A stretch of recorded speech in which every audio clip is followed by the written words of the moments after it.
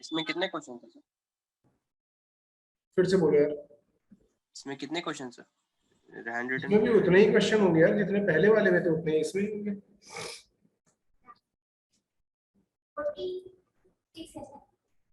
ठीक है, देख लेंगे, जो 2-4 क्वेश्चन मिसिंग होंगे तो हटा देंगे। एक आध क्वेश्चन इसमें भी शायद आउट ऑफ सिलेबस था, तो उसको भी हटा देंगे। What is the area bounded by the lines x equal to 0, y equal to 0 and x plus y plus 2 equal to 0? तो जब हमें ये वाला क्वेश्चन करना होता है तो ये क्वेश्चन बिल्कुल सिंपल सा है। x इक्वल टू 0 और y इक्वल टू 0 का तो मतलब क्या हो गया, सीधा सीधा x axis and y axis हो गया, and x plus y plus 2 equal to 0 है। अगर मैं इसकी इक्वेशन लिखूंगा तो ये हमें मिल रही होगी,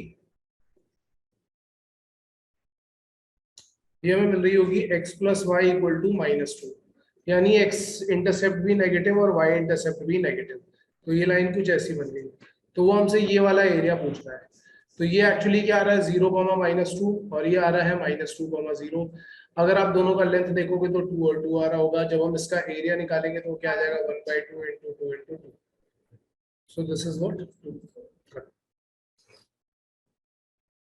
इसके बाद क्या है, eccentricity of the hyperbola whose latus rectum is 12 and semi conjugate axis is 2√3। तो लेटस रेक्टम क्या होता है, 2b² a, इसका वैल्यू दिया हुआ है 12 और b का वैल्यू यहाँ पे कितना दिया हुआ है, वो दिया हुआ है 2√3। तो अगर b का वैल्यू कॉन्जुगेट एक्सेस तो पता है, सेमी कॉन्जुगेट एक्सेस में वही आधा ना उसका। Yes yes yes. तो जब आप यहाँ से a का वैल्यू निकालोगे तो 2 टाइम्स b² करोगे तो 18 आ जाएगा, नहीं 12 आ जाएगा, सॉरी। और ये a आ गया, ये 12 आ गया, तो यहाँ से a का वैल्यू 2 आ जाएगा। अब ये आ गया, इतना आ गया, तो आप यहाँ से एसेंट्रिसिटी का फॉर्मूला लगा दोगे, e² = 1 + b²/a²। तो यहाँ से तुम्हारे पास एसेंट्रिसिटी भी आ जाएगा। Is that clear? Then what is the value of integral of -1 to +1 mod of x? तो ये तो बिल्कुल सिंपल सी चीज है। अगर आप यहाँ पे, मैंने रिकॉर्डिंग कर देना है, अगर आप यहाँ पे देखोगे तो ये mod x का ग्राफ कुछ इस तरीके का बनता है। अगर वो आपसे -1 से +1 पूछ रहा है तो बेसिकली आपको एरिया निकालना है। डेफिनेट इंटीग्रेशन का मतलब क्या होता है, एरिया ही होता है। अब अगर आप इतना एरिया निकाल लोगे और उसको डबल कर दोगे तो ये पूरा इंटीग्रेशन आ गया। ये सुनो, तो आप यहाँ पे क्या बोलोगे कि 0 से 1 तक अगर आपको इंटीग्रेट करना होगा तो ये ट्राइंगल का एरिया भी निकाल सकते हो, या डायरेक्टली इंटीग्रेशन से भी करना होगा तो भी हम कर सकते हैं, क्योंकि it is same as 2 times 0 to 1 x dx। तो यहाँ से इंटीग्रेट करो, चाहे एरिया निकाल करके करो, तो से तुम्हारे पास आंसर आ जाएगा। Excuse me sir. Yes excuse sir कितना कितना करा दिया सर, मैंने अभी जस्ट ज्वाइन किया। 3 क्वेश्चन करा दिए। 3 क्वेश्चंस, ओके सर। -1 से 0 करोगे तो -x dx होगा, 0 से 1 करोगे तो x dx हो जाएगा। तुम चाहो तो इसको 2 टाइम्स 0 to 1 भी कर सकते हो, क्योंकि अगर ध्यान से देखोगे तो -a से a fx dx लिखा है। अगर हमने इवन फंक्शन वाला केस देखा कि इवन फंक्शन का इंटीग्रेशन कैसा होता है, तो 2 टाइम्स 0 to a प्रॉपर्टी होती है ना, एक प्रॉपर्टी होती है इंडेफिनिट इंटीग्रेशन में। इसका वन शॉट वीडियो मैंने बना करके डाला है डेफिनिट इंटीग्रेशन में, कि अगर कभी ऐसा लिखा है -a to a fx dx, तो इसका वैल्यू हम लिख देते हैं 2 times 0 to a fx dx। और ये हम कब लिखते हैं, when f of -x equal to fx। ये तो बोर्ड में भी पढ़ाई जाती है, जिसने भी बोर्ड ढंग से पढ़ा होगा उसको पता होगा, जिसके भी 86 या 83% मार्क्स आ रहे हो सबको लोगों को ये पता होना चाहिए। तो अगर ये है तो ये 0 to a fx dx आ जाएगा। तो यहाँ पे क्या आ जाएगा, 0 to a mod x dx, जिसको हम डायरेक्टली x करके ओपन कर सकते हैं। अब इसको ओपन कर लो तो आंसर है, मतलब स्क्वायर x²/2 0 to 1 डालो और आंसर निकाल लो। या तुम चाहो तो यहाँ से भी ट्राइंगल का एरिया निकालो और इस ट्राइंगल का एरिया निकालो, दोनों को ऐड कर लो। इसके बाद क्या बोल रहा था, value of k for which one of the roots of equation x² - x + 3k, इसका एक रूट x² - x - k = 0, इसके एक रूट का डबल है। तो अगर इसका एक रूट हम अल्फा लेते हैं तो इसका रूट क्या आ जाएगा, 2 अल्फा आ जाएगा। तो ये क्वाड्रेटिक इक्वेशन का क्वेश्चन है, क्वाड्रेटिक इक्वेशन। अब आप यहाँ पे 2 अल्फा डालोगे तो ये कितना आ जाएगा, 4 अल्फा स्क्वायर - 2 अल्फा + 3k = 0। और इसमें अगर हम अल्फा डालेंगे तो आएगा अल्फा स्क्वायर - अल्फा - k = 0। तो जब मुझे अल्फा रिमूव करना होता है तो मैंने ट्रिक क्या बताई थी कि सारे कोफिशिएंट लिख लो साइड में, और यहाँ पे भी लिख लो 1 -1 -k, और फिर क्रॉस मल्टीप्लीकेशन वाली कंडीशन बनाओ, तो ये क्या बनेगा -4 + 2 × 2k + 3k, मतलब ऐसे करते हैं this minus this into this minus this, और फिर जब दूसरी साइड लिखना होता है तो ये आ जाएगा -4k + 3k का होल स्क्वायर। अब इसको सॉल्व करोगे तो k के वैल्यूज भी मिल जाएंगे। क्लियर है? ये कॉमन रूट वाली कंडीशन में मैंने बताया था, वन रूट कॉमन वाली कंडीशन में कि अगर अल्फा रिमूव करना होता है तो हम कैसे करते हैं, तो ये ट्रिक मैंने बताई थी। ये ट्रिक अगर याद रखोगे तो ये जो मैंने क्वाड्रेटिक भी बताया था, क्वाड्रेटिक का वन शॉट वीडियो, उसमें भी मैंने ये ट्रिक बताई है। इसके बाद आगे चलते हैं, कुछ क्वेश्चंस यहाँ पे लिखे हुए हैं, थोड़े अजीब तरीके से लिखे हुए हैं। क्या लिखा है? x is such that x is a number x less than 8 and simultaneously x greater than 12। अच्छा, कौन सा नल सेट है ये बताना है इसमें, ठीक है? तो ऑब्वियसली ये 1 वाला ही नल सेट है, क्योंकि कोई number greater than less than 8 और ग्रेटर देन 12 फोर्थ भी तो है। एनी टू पैरेलल लाइंस, देखो पैरेलल लाइंस में कभी कभी कोइंसिडेंट लाइंस भी आ जाती है। वैसे उसने पैरेलल लिया तो पैरेलल ही लेना चाहिए मैं, तो यहाँ पे दो हो सकते हैं फिर तो। नहीं, एक second, x² - 2 = 0 x is ration, ये भी तो कौन सा नल सेट है या कौन सा नल सेट नहीं है ये देखना। Which of the following is non empty set? Non empty set पूछ रहा है वो। तो नॉन एम्प्टी सेट अगर हम देखेंगे तो नॉन एम्प्टी सेट में कौन सा आ जाएगा? ऑल इवन प्राइम नंबर, ये नॉन एम्प्टी सेट है, क्योंकि इवन प्राइम नंबर में 2 आता है, so that is the non empty set. An AP consists of n odd terms and its middle term is m, then the sum of AP। देखो AP में क्या बोल रहा है वो कि odd number of terms है, n odd terms, ठीक है, और मिडिल टर्म क्या दिया हुआ है? m दिया हुआ है, ठीक है। तो जैसे सपोज करो कि मैंने यहाँ पे लिखा कि A1 A2 A3 and so on AN, ये n ऑड टर्म्स है, और इसका जो मिडिल टर्म्स है वो क्या दिया हुआ है? m दिया हुआ है। तो सिंपल सी बात है कि उसने A1 + AN/2 तुम्हें क्या दे दिया है? m दे दिया है, ठीक है। और वो तुमसे पूछ रहा है कि इसका सम क्या होगा, तो सम क्या होता है? n/2 n/2 a + l। A1 + AN, तो A1 + AN/2 की जगह पर m डालोगे तो n × m। तो एपी की जो प्रॉपर्टी बताई थी उसमें से ही ये क्वेश्चन सॉल्व हो जाता है। फिर वो बोल रहा है what is the value of sin inverse 3/5 + sin inverse 4/5। तो क्या पूछ रहा है वो? What is the value of sin inverse, मतलब ये मुझे लग रहा है उसका बड़ा ही फेवरेट क्वेश्चन है, हर साल घुमा फिरा करके ऐसा क्वेश्चन उठाई देता है वो यहाँ पे। तो अगर इस साइन को मैं cos में कन्वर्ट करूंगा तो ये आ जाएगा cos इनवर्स 4/5 + sin इनवर्स 4/5। तो ये क्या आ गया?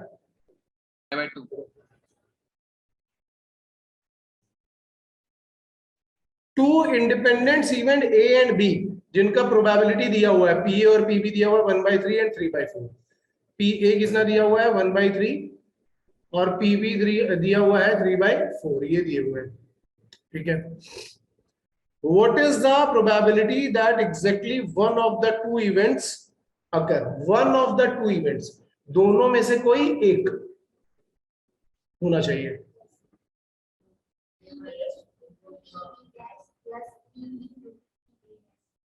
मतलब अगर एक हो तो दूसरा नहीं होना चाहिए, दूसरा हो तो पहला नहीं होना चाहिए। तो क्या बोलेंगे हम?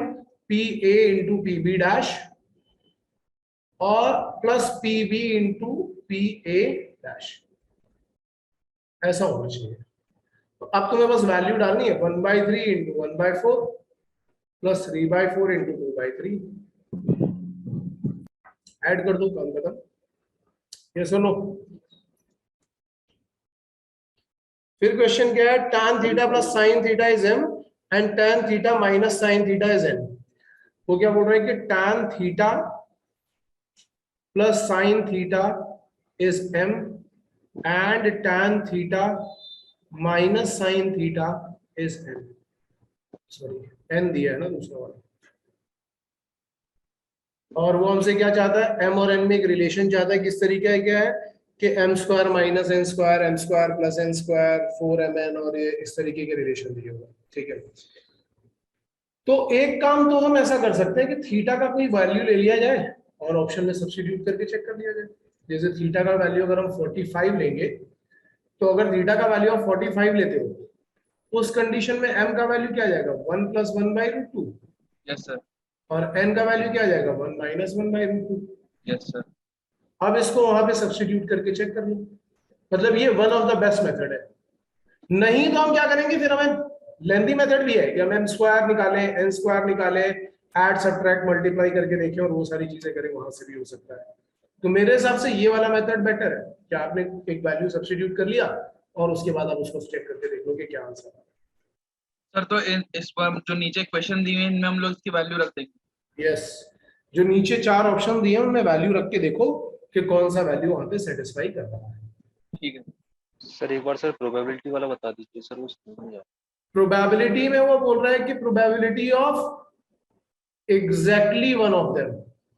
Yes sir.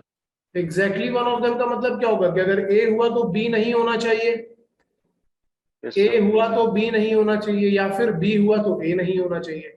तो मैंने क्या लिखा, P A into P B bar plus P B into P A bar. और बार कैसे निकालते हैं, 1 से सब्ट्रैक्ट करके। पी बी बार कैसा होगा, 1 - 3/4, दैट इज 1/4। अच्छा सर वो बार था सर, मैं सोच रहा पी ए बी बी है। Okay sir.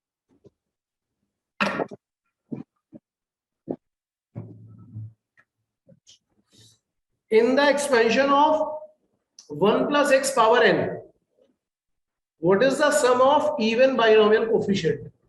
देखो, अगर हम लोग 1 + x power n लेते हैं, हम लोग लेते हैं 1 + x power n,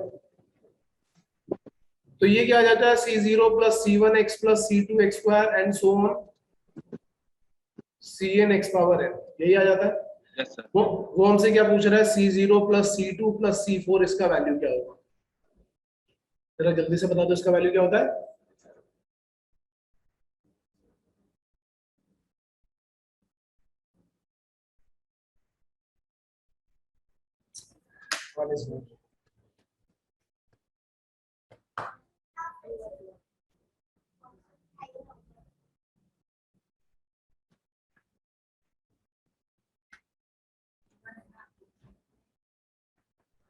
किसी को पता है क्या वैल्यू आता है? यस सर, 2 के पावर n - 1। सर मेरे को स्क्रीन ही नहीं दिख रहा। 2 पावर n - 1, और यही वैल्यू c1 + c3 + c5 का होता है। हो सकता है पिछली बार ये पूछ लिया था, पिछली बार ये वाला पार्ट पूछ लिया था, तो हो सकता है इस बार ये वाला पार्ट पूछ ले, या ये भी हो सकता है कि सम ऑफ ऑल बाइनोमियल कोफिशिएंट पूछ ले। तो अगर सम ऑफ ऑल बाइनोमियल कोफिशिएंट पूछेगा तो क्या हो जाएगा उसका वैल्यू, 2 की पावर n। और ये बहुत सिंपल भी है। कैसे आता है, x का वैल्यू 1 डाल दो तो ये वाली इक्वेशन आ जाती है। अगर x का वैल्यू -1 डालेंगे तो ये वाली वैल्यू आ जाती है। इन दोनों को ऐड करोगे तो ये स्टैंडर्ड आ जाता है, इन दोनों को सब्ट्रैक्ट करोगे तो ये स्टैंडर्ड आ जाता है। बाइनोमियल के क्या, बाइनोमियल के वन शॉट वीडियो में ये मैंने डाला हुआ है, 2 मिनट का टाइम देना मुझे।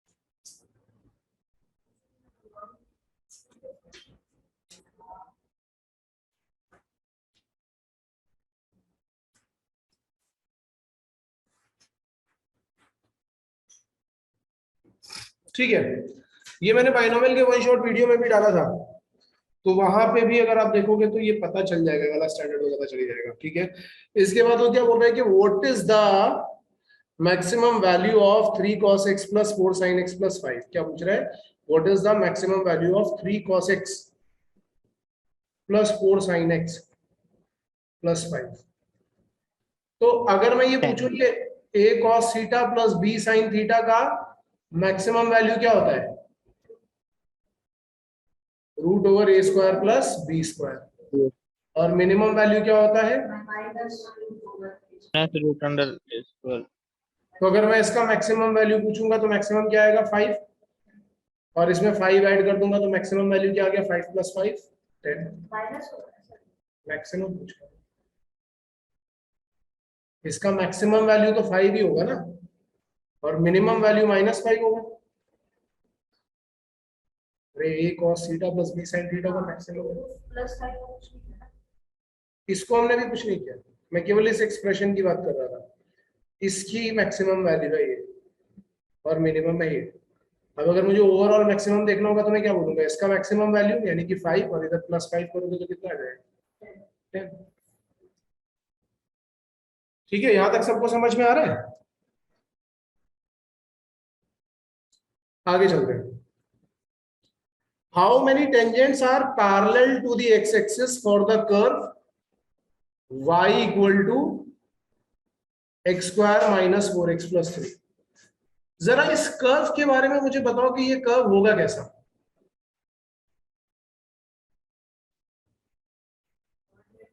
क्वाड्रेटिक है, opening upward parabola, opening upward parabola. अगर आप इसको 0 करके देखोगे तो इसके रूट्स आ रहे होंगे 1 और 3, तो ये भी पता चल गया कि ये x एक्सिस को 1 और 3 पे कट कर रहा होगा, y एक्सिस कहीं यहाँ पे जा रहा होगा, ये भी पता चल गया। अब वो बोल रहा है कि इस कर्व के लिए x एक्सिस के पैरेलल कितनी टेंजेंट आएंगी। तो अगर तुम इसकी देखोगे यहाँ पे मिनिमा आ रहा है, इसी पॉइंट पे जब तुम टेंजेंट बनाओगे तो वही तो x एक्सिस के पैरेलल होगा, तो कितना आएगा, एक ही आएगा। तो यहाँ पे आंसर क्या हो जाएगा 1। इस क्वेश्चन में कितना टाइम लगना चाहिए था, यस एक ही होगा। अगर आपको क्वाड्रेटिक का ग्राफ पता है, ऑब्वियसली क्वाड्रेटिक का ग्राफ सबको ही पता होना चाहिए कि पैराबोला, तो उसका 1 ही होगा, खत्म था। अच्छा, दूसरी एक और चीज भी है, एक और चीज भी है कि अगर आप इसको एप्लीकेशन ऑफ डेरिवेटिव से भी करना चाहते हो तो आप क्या बोलोगे, स्लोप ऑफ टेंजेंट कहां से आता है, y डैश से। जब इसको डिफरेंशिएट करोगे तो क्या आएगा 2x माइनस 4, और x एक्सिस के पैरेलल टेंजेंट का मतलब क्या होना चाहिए, स्लोप होना चाहिए 0।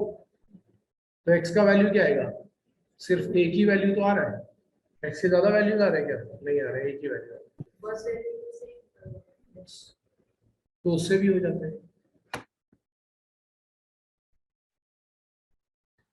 इसके बाद वो बोला है the minimum value of the function f(x) equal to mod of x minus 4। क्या बोल रहा है, f(x) equal to mod of x minus 4। Mod of x minus 4 का अगर हम लोग ग्राफ प्लॉट करेंगे तो कैसा बनेगा, वी शेप। क्रिटिकल पॉइंट कहां पे आएगा, 4 पे, क्योंकि जब हम मॉड के अंदर वाली चीज को 0 करते हैं वहीं से तो क्रिटिकल पॉइंट मिलता है। तो ये 4 से अपना वैल्यू चेंज कर रहा होगा, ये यहां से यहां जाएगा, यहां से यहां जाएगा। ठीक है, तो मिनिमम वैल्यू इसकी क्या मिल रही है 0। अगर देखोगे तो मिनिमम y की वैल्यू क्या है 0, और कहां पे मिल रही है, एट x इक्वल टू 4 मिल रही है। तो जो भी क्वेश्चन में वो पूछ रहा होगा minimum value of function exist at x equal to, तो x इक्वल टू 4 पे इसका मिनिमम वैल्यू एग्जिस्ट कर रहा है, खत्म हो गया। ठीक है सर, ये ग्राफ कैसे प्लॉट हुआ वो एक बार बता दीजिएगा। भाई ये तो मॉड का ग्राफ होगा, इसमें मैं क्या बताऊं, मॉड अगर तुम लोग भाई क्या पढ़ रहे हो, क्या रिवाइज कर रहे हो, मुझे लिटरली नहीं समझ में आ रहा है।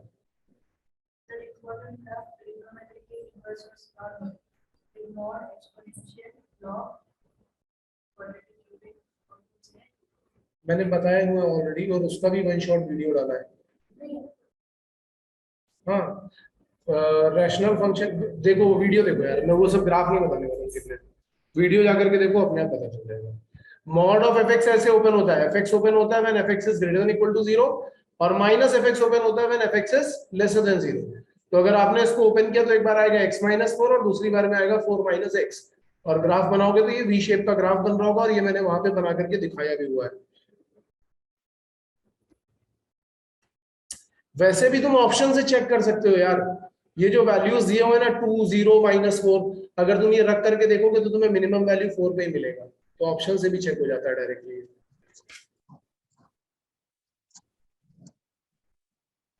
इसके बाद वो बोल रहा है कि equation of the curve passing through 3,9 and satisfying the differential equation dy by dx equal to x square upon sorry x square plus 1 upon x square, ऐसा दिया हुआ है शायद, नहीं x plus 1 upon x square दिया हुआ है, not x square, this is x plus 1 upon x square. तो जब हम इसको सॉल्व करेंगे तो हम क्या बोलेंगे कि dy को तो इधर ही रखो, और ये क्या आ जाएगा x plus x power minus 2 dx। तो जब हम इसको इंटीग्रेट करेंगे तो यहाँ पे आ जाएगा x स्क्वायर बाई 2, और यहाँ आएगा minus 1 by x plus c, और ये कौन से पॉइंट से पास कर रहा है 3,9 से, तो जब यहाँ पे रखोगे तो it will B 9, this is 9 by 2 minus 1 by 3 plus c, यहाँ से c का वैल्यू निकालो, इक्वेशन 1 में डाल दो तो इक्वेशन आ गई। सीधा सीधा सिंपल डिफरेंशियल इक्वेशन का क्वेश्चन है, ज्यादा दिमाग नहीं लगाना इसमें। Is that clear?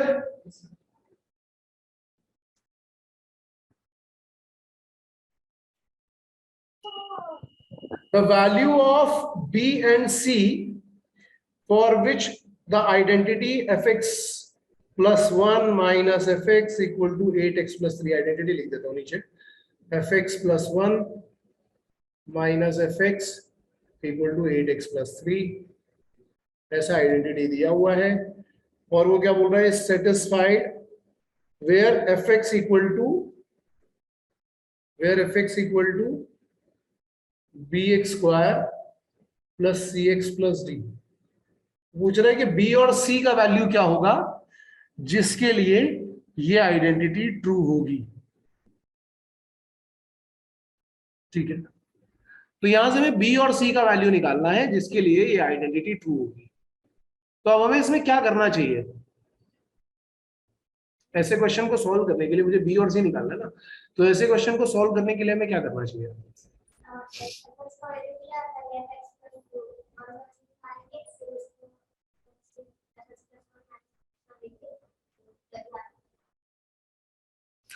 हाँ एक तो इसने क्या बोला कि हम यहाँ पे fx का वैल्यू दिया है, अब यहाँ पे हम fx प्लस 1 निकालें, यानी कि हम क्या करें b इंटू एक्स प्लस 1 का whole square plus c into x plus 1 करें प्लस d करें, फिर इन दोनों को सब्ट्रैक्ट करेंगे और इससे कंपेयर करेंगे तो हमें b और c का वैल्यू मिल जाना चाहिए, विच इज क्वाइट करेक्ट।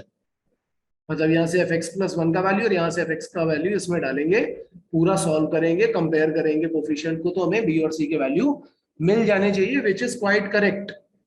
और ये क्वेश्चन क्वाड्रेटिक का ही है, क्वाड्रेटिक फंक्शन का। लेकिन ऐसे सोचो कि थोड़ा सा ट्रिक सोच के देखते हैं, अगर मैं यहाँ पे सपोज ये इसको मैं इक्वेशन 1 लिख रहा हूँ और इसको लिख रहा हूँ इक्वेशन 2 जो हमें दी हुई थी, ये जो इक्वेशन 3 है जिसको मैं हाईलाइट करने वाला हूँ ये हमने अपने तरफ से बनाई है भाई यूजिंग इक्वेशन 2। तो ऐसे सोच के देखो कि अगर इक्वेशन 1 में मैं x का वैल्यू 0 डालूं तो हमें क्या मिलेगा, f1 minus f0 equal to 3। अगर आप यहां से इक्वेशन नंबर 2 से f1 निकालते हो तो क्या आएगा, b plus c plus d, minus f0 करोगे तो वैल्यू आ रहा है d इक्वल टू 3, यानी b प्लस c का वैल्यू यहां से क्या आ रहा है 3। अब देखो जरा अपने ऑप्शन में अगर नन ऑफ दीज नहीं होगा तो हमारा नन ऑफ दीज है, नन ऑफ दीज है तो मतलब हमें थोड़ा और सॉल्व भी करना पड़ेगा, नहीं तो काफी सारी चीज तो हम यहीं से ही खत्म कर लेते हैं। कैसे खत्म कर लेते हैं, क्योंकि हमें b प्लस c का वैल्यू 3 मिल रहा है तो हम यहाँ पे ऑप्शन से देखते, तो b प्लस c का वैल्यू हमें ऑप्शन b से मिल सकता है 3, या फिर हमें c से मिल सकता है, मतलब ये दो ऑप्शन से मिल सकता है। लेकिन चलो हम थोड़ा और सॉल्व कर लेते हैं। अगर मैं इसी इक्वेशन 1 में डालता x का वैल्यू 1 तो हमें मिलता है f2 minus f1 equal to, यहाँ पे x का वैल्यू 1 डालोगे तो 8 प्लस 3 कितना मिलेगा 11। अब जरा इधर देखते हैं इक्वेशन 2 से f2 क्या आता, f2 आता 4b plus 2c plus d, और f1 क्या आता b plus c plus d, और ये आता 11, d और d कैंसिल कर देते तो तुम्हारे पास आता 3b plus c equal to 11, ये आ गया। अब तुम्हें देखो दो इक्वेशन और मिल गई है, सपोज ये इक्वेशन नंबर 3 और ये इक्वेशन नंबर 4, क्या इन दोनों इक्वेशन को सॉल्व करके हम बी और सी कैलकुलेट कर सकते हैं? अगर मैं इक्वेशन 4 माइनस इक्वेशन 3 करूंगा तो मुझे 2b इक्वल टू मिल जाएगा 8, तो b का वैल्यू मिल गया 4, तो ऑब्वियसली c का वैल्यू क्या मिलेगा -1। काम खत्म। तो ये एक छोटी ट्रिक है और एक ये वाली भी ट्रिक है, दोनों से ही आंसर आएगा, करेक्ट आंसर आएगा, लेकिन क्या करना है, कैसे करना, थोड़ा लेंथी है क्वेश्चन, 1 मिनट से ज्यादा का टाइम लेगा, बट यस ये आपको आंसर देगा, मतलब इजी क्वेश्चन है, डिफिकल्ट नहीं है, कहने का मतलब ये। इसके बाद है क्वेश्चन के f x equal to sine mod x, और वो इसकी डिफरेंशियबिलिटी के बारे में बात कर रहा है। क्या क्वेश्चन है? F x equal to sine mod x, और वो इसकी डिफरेंशियबिलिटी के बारे में बात कर रहा है। तो ये क्वेश्चन तो मैं क्लास में यार 2-3 बार करवा चुका हूँ। साइन मॉड एक्स का ग्राफ आप जब बनाते हो तो हम क्या करते हैं कि लेफ्ट साइड वाले ग्राफ को हटा देते हैं और राइट साइड वाले ग्राफ का मिरर इमेज बना देते हैं, तो हमें क्लियरली दिखता है कि x इक्वल टू 0 पे दो अलग अलग टेंजेंट आ रही है, मतलब कि यहाँ पे एक शार्प एज आ रही है, और जब भी ये शार्प एज आती है मतलब स्मूथ कर्व नहीं आता है, तो हम क्या बोलते हैं कि फंक्शन कैसा होता है? Non differentiable. ये चीज मैं क्लास में 2-3 बार करवा चुका हूँ पहले ही, जहां जहां, और ये सेम यही चीज पे मैंने वन शॉट वीडियो भी डाला हुआ है ट्रांसफॉर्मेशन ऑफ ग्राफ का, उसमें भी मैंने ये क्वेश्चन एक्सप्लेन किया था। अब last time sine mod x आ गया था, हो सकता है इस बार मॉड साइन एक्स आ जाए, तो वो भी ट्रांसफॉर्मेशन ऑफ ग्राफ में बता चुका हूँ। तो हमारे पास ये क्वेश्चन भी हो गया। देन नेक्स्ट क्वेश्चन है कि एक एपी है जिसका सम दिया हुआ है 3n² + 5n। Some of n terms क्या दिया हुआ है? सम ऑफ n टर्म्स दिया हुआ है 3n² + 5n, और nth टर्म जो दिया हुआ है वो क्या दिया हुआ है? mth टर्म वो है 164। mth टर्म जो दिया हुआ है वो दिया हुआ है 164। ये मतलब सम ऑफ n टर्म्स का फॉर्मूला दिया हुआ है, और ये दूसरी कंडीशन mth टर्म क्या है वो दिया हुआ है। तो पूछ रहा है कि बताओ m की वैल्यू क्या है, what is the value of m। कैसे करेंगे इसको? ऐसे, हाँ, तो यहां से tn का फॉर्मूला क्या होता है? tn का फॉर्मूला होता है Sn - Sn - 1। ठीक है, क्या होता है? Sn - Sn - 1। अगर ये फॉर्मूला आपको पता है तो क्वेश्चन खत्म, क्योंकि आप tn निकालोगे तो आपको क्या मिलेगा? 3n² + 5n, और यहाँ पे क्या मिलेगा? 3 times n - 1 whole square minus 5 times n - 1। अब देखो ये 3 वाले टर्म्स जो है इनको एक साथ रखो, ये वाले टर्म्स को, इनमें से अगर तुम 3 कॉमन निकाल लोगे तो क्या लगेगा? a² - b² का फॉर्मूला लगेगा, तो a + b में 2n - 1 हो जाएगा और a - b में 1 आ जाएगा, और बचे हुए दोनों टर्म्स में से 5 कॉमन निकालोगे तो केवल 5 आ रहा होगा। तो अगर यहाँ पे ध्यान से देखोगे तो ये आएगा 6n + 3, क्योंकि सॉरी 6n + 2 आ रहा होगा, ऐसा आ रहा होगा। तो अब आप क्या करो, अब आप इस 164 को अगर आप tm बोलोगे तो वो क्या आ रहा होगा? 6m + 2, तो 6m निकालोगे तो कितना आ जाएगा? 162, तो 6 से डिवाइड करोगे तो m का वैल्यू क्या आ गया? 27। ये क्वेश्चन का फॉर्मूला कौन सा वाला फॉर्मूला? जनरल टर्म निकालना है तो हम Sn - Sn - 1 करते हैं, ये फॉर्मूला। अगर ये फॉर्मूला आपको पता है तो फिर कोई प्रॉब्लम ही नहीं है, और अगर ये फॉर्मूला आपको नहीं पता है तो फिर क्वेश्चन अच्छा था, हमने कभी पढ़ा था, सर ने भी बताया था, एग्जाम में भी आया था। सर वो साइन मॉड एक्स वाला जो क्वेश्चन था ना, हाँ सर उसमें आंसर क्या होगा? वो ऑप्शन 1 और 3 तो दोनों सेम ही है। f इज डिफरेंशिएबल एवरीवेयर, ये तो गलत है। f is differentiable only at 0, ये भी गलत है। f is not differentiable only at 0, ये सही है। 0 में differentiable, fx is differentiable everywhere except x equal to 0, option A में। अच्छा हाँ ठीक है ठीक है, ऑप्शन ए ही सही है। ऑप्शन ए क्या दिया है? f is differentiable everywhere except x equal to 0। Then नहीं, sir, लेकिन ए और सी, ये वाला ऑप्शन और ये वाला ऑप्शन, ये दोनों सही है।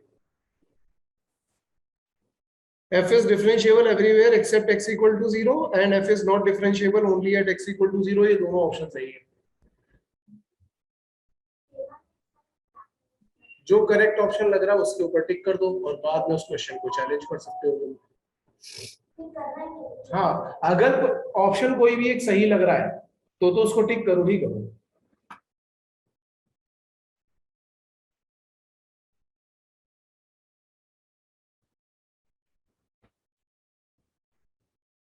इसके बाद है what is the eccentricity of the conic section 4x square plus 9y square equal to 144। जल्दी से निकाल करके बताओ यार।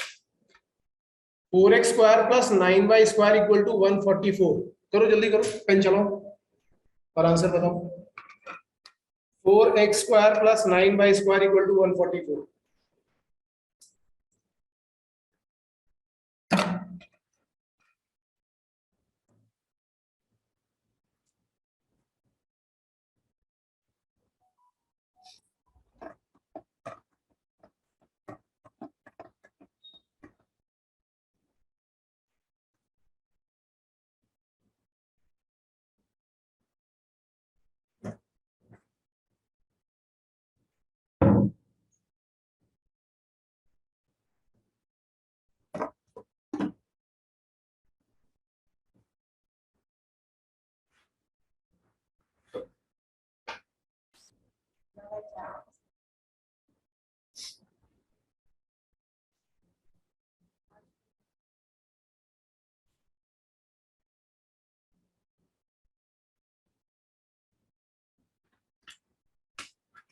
Four x square plus 9y square equal to 144 ये दिया हुआ है।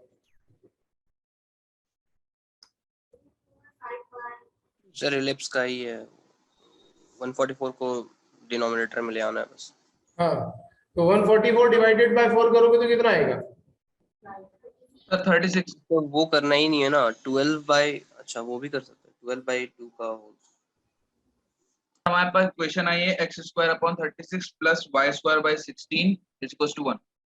यहाँ से a स्क्वायर और b स्क्वायर का वैल्यू मिल गया। Sir yes. एलिप्स आ गया ना तुम्हारे पास। एलिप्स में a स्क्वायर का वैल्यू ये है और b स्क्वायर का वैल्यू ये है। सर a का वैल्यू 6, b का वैल्यू 4 आ गया। क्यों? गलत है ना, पूरा 144 से डिवाइड करना है। जब पूरा 144 से डिवाइड करोगे और फिर एसेंट्रिसिटी का फॉर्मूला लगाओगे तो क्या आएगा? e square equal to 1 minus b square by a square. तो ये कितना आएगा? 20/36। तो e का वैल्यू क्या आएगा? √20/6।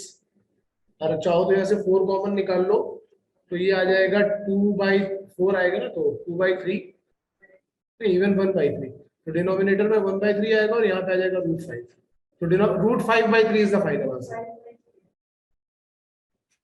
√5/3 is the final answer. Sir मेरा एक छोटा सा क्वेश्चन था। सर मैंने रिवीजन कल किया है, बट जैसे आपने एक बार में देख के बता दिया कि इलिप्स है, आप एक बार मुझे छोटी सी कोई ट्रिक बता सकते हो जिससे मुझे पहचान जाए कि ये इलिप्स है? एलिप्स का जनरल फॉर्मूला क्या होता है? क्या कह रहे हैं सर? इलिप्स का इक्वेशन? हाँ, स्टैंडर्ड इक्वेशन एलिप्स की क्या होती है? Sir x square by a plus y square by b equals to 1। हाँ सर ठीक है। x square by a square plus y square by b square equal to 1।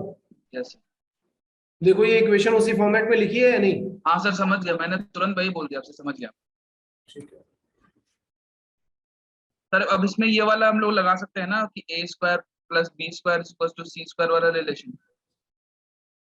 यार एक्चुअली मैं ना वो कभी सी स्क्वायर वाले रिलेशन से पढ़ाता नहीं हूँ, लेकिन अब सी स्क्वायर में फिर तुम सी को ए ई लिखोगे और फिर उसके बाद सॉल्व करोगे, यही बोल रहे हो ना तुम? सी निकाल लेंगे, फिर एसेंट्रिसिटी सी बाई ए हो जाएगा तो आंसर आ जाएगा। हाँ, वो भी कर सकते हो। मैं जनरली डायरेक्टली फॉर्मूला बताता हूँ कि एसेंट्रिसिटी का फॉर्मूला होता है e square equal to 1 minus b square by a square. C वाले टर्म्स में मैं नहीं जाता हूँ क्योंकि फिर वो जबरदस्ती इंट्रोड्यूस करना पड़ता है एक नया टर्म मुझे। Anyway, it's if A is any matrix, then the product A dot A is defined only when A is the matrix of order m into n where None of these, sir. none of these। A into A कब आ सकता है? Yes sir, जब none m of equal to n होगा। m equal to n। Square matrix होगा, m equal to n का case होगा। ठीक है, नहीं इसके बाद लिखा हुआ है let gx equal to x square minus 4x plus 6 if dt over dx equal to dg over dx and ये शायद t1 इक्वल टू 2 दिया होगा, then what is fx equal to, एक सेकेंड, नहीं इसमें कुछ और दिया हुआ है, इसमें कुछ मुझे लग रहा है कि इसने ठीक से लिखा नहीं, क्योंकि इसने fx पूछा है और fx की इंफॉर्मेशन नहीं है अपने पास।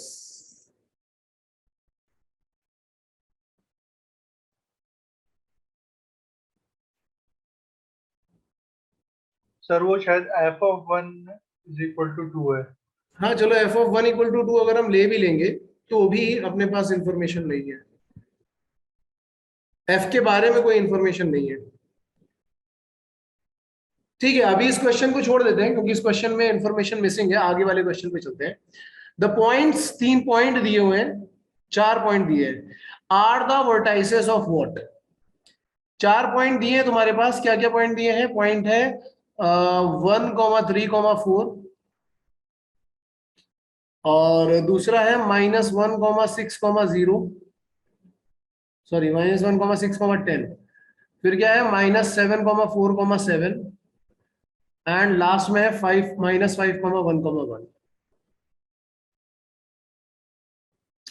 और वो पूछ रहा है कि किसके वर्टाइसेस है, पैरेललोग्राम के हैं, रेक्टेंगल के हैं, रोम्बस के हैं या स्क्वायर के हैं? कैसे बताओगे ये? लेंस निकाल लेंगे सर बस, और दो के बीच में एंगल। लेंथ निकाल लेंगे मतलब A B B C C D A D ये सब निकालोगे? सर पहले तो AB और BC निकाल लेंगे, फिर डायगोनल निकाल लेंगे। अगर वो डायगोनल्स निकाल लेते हैं AC और perpendicular BD और उसका लेंथ इक्वल आता है तो चांस क्या होगा? रेक्टेंगल या फिर स्क्वायर हो सकता है। Sir every square is a rectangle, तो उसमें रेक्टेंगल ही होगा। बेटा अगर ये स्क्वायर होगा ना तो आपको स्क्वायर ही लगाना पड़ेगा, रेक्टेंगल नहीं लगाना पड़ेगा। सर अगर वो भी नहीं, डायगोनल निकालते नहीं है ना लेंथ, तो AC वेक्टर निकाल लेंगे, BD वेक्टर निकाल लेंगे, डॉट प्रोडक्ट देख लेंगे। अगर AC और BD का डॉट प्रोडक्ट 0 आ रहा है तो दो कंडीशन हो सकते हैं, स्क्वायर और रोम्बस, क्योंकि दोनों केस में ही डायगोनल्स जो होते हैं वो परपेंडिकुलर होते हैं। पर ठीक है, देखो तुम AC और BD निकालोगे वहां से भी काफी कुछ इंफॉर्मेशन मिल जाएगा। जैसे हम लोगों ने निकाला वेक्टर AC, चलो यहां से वेक्टर AC निकाला तो -7, -1 करेंगे तो 8i + j + 3 के आ गया, ठीक है। और यहीं से मॉड AC भी निकाल लो, तो जब मॉड AC निकालोगे तो कितना आ जाएगा? √64 + 1 + 9। अब निकालेंगे BD, तो BD निकालेंगे तो हमारे पास क्या आ जाएगा? -5 + 1 यानी -4i and 1 - 6 -5j and 1 - 10 -9k। और अगर मैं यहां से मॉड BD निकालता हूं तो मॉड BD कितना आ जाएगा? 36 + 20, सॉरी 36 हो, 16 + 20 + 81। यहाँ पे देखते हैं कितना आ रहा है, ये आ रहा है √64 + 10 74 आ रहा है, तो ऑब्वियसली ये तो बड़ा ही आ रहा है उससे। तो मॉड ऑफ AC और BD जो है वो तो इक्वल है ही नहीं, ये तो श्योर सी बात है। लेकिन AC × BD करके देख लेते हैं, तो AC × BD करके देखेंगे तो हमें कितना मिल रहा है? यहाँ पे AC.BD करके देखेंगे तो ये मिल रहा है 8 4 32 -5 एंड -27, तो ये 0 मिल रहा है। तो यहां से AC.BD 0 मिल रहा है, मतलब AC परपेंडिकुलर टू BD है, ये तो श्योर है। डायगोनल परपेंडिकुलर है लेकिन इक्वल लेंथ के नहीं है, तो ये केस केवल रोम्बस में आ सकता है। जो 4 ऑप्शन दिए हैं उनमें केवल रोम्बस ही है जो इस कंडीशन को फुलफिल करता है।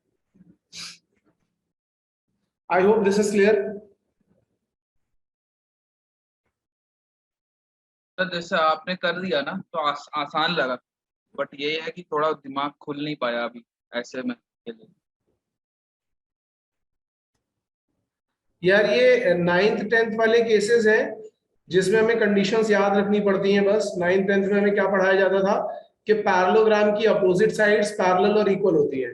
तो पैरेललोग्राम में अगर हम ABCD बनाते सपोज, तो वहां पे कुछ इस तरीके का बनता है कि AB और BC इक्वल नहीं होते पैरेललोग्राम के केस में, लेकिन जब रोम्बस बन जाता है तो AB और BC इक्वल होने लगते हैं।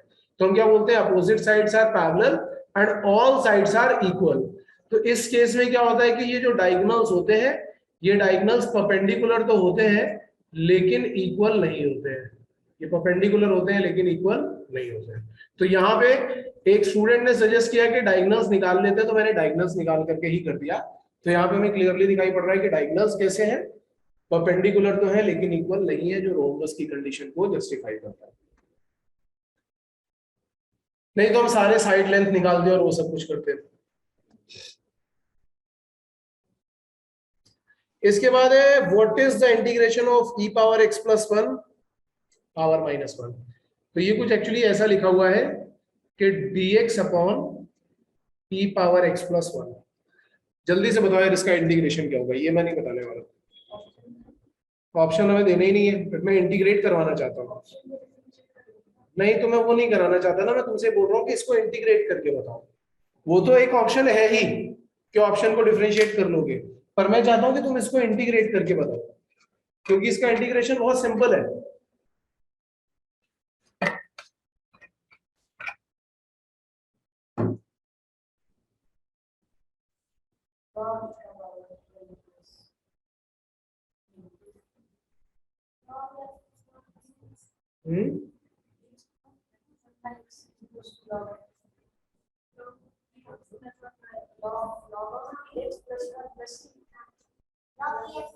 Sir e power x log ex। मारो यार अपने आप को खींच खींच करके, अगर कुछ मिल जाए मौका लो। ऑप्शन मैं बोल रहा हूँ मत देख ऑप्शन, आंसर तो पता नहीं आपको, गलत है ना। मैंने बोला था कि लीनियर x को लीनियर से रिप्लेस किया जा सकता है, साइन कॉस लॉग एक्सपोनेंशियल से नहीं। तो आंसर तुम्हें सेम इसीलिए लग रहे हैं क्योंकि तुम्हारे जैसे मैक्सिमम नालायक इसको देखते ही साथ बोलेंगे अच्छा डिनोमिनेटर में दिख रहा है, चलो जल्दी से ये लगा दो, इसीलिए उसने एक ऐसा ऑप्शन भी लिखा होगा। और मैं 50 बार समझा चुका हूं कि x को सिर्फ लीनियर से रिप्लेस करते हैं, साइन कॉस लॉग एक्सपोनेंशियल इससे रिप्लेस नहीं किया जाता, और तुमने वही किया। सर फिर क्या अगर है?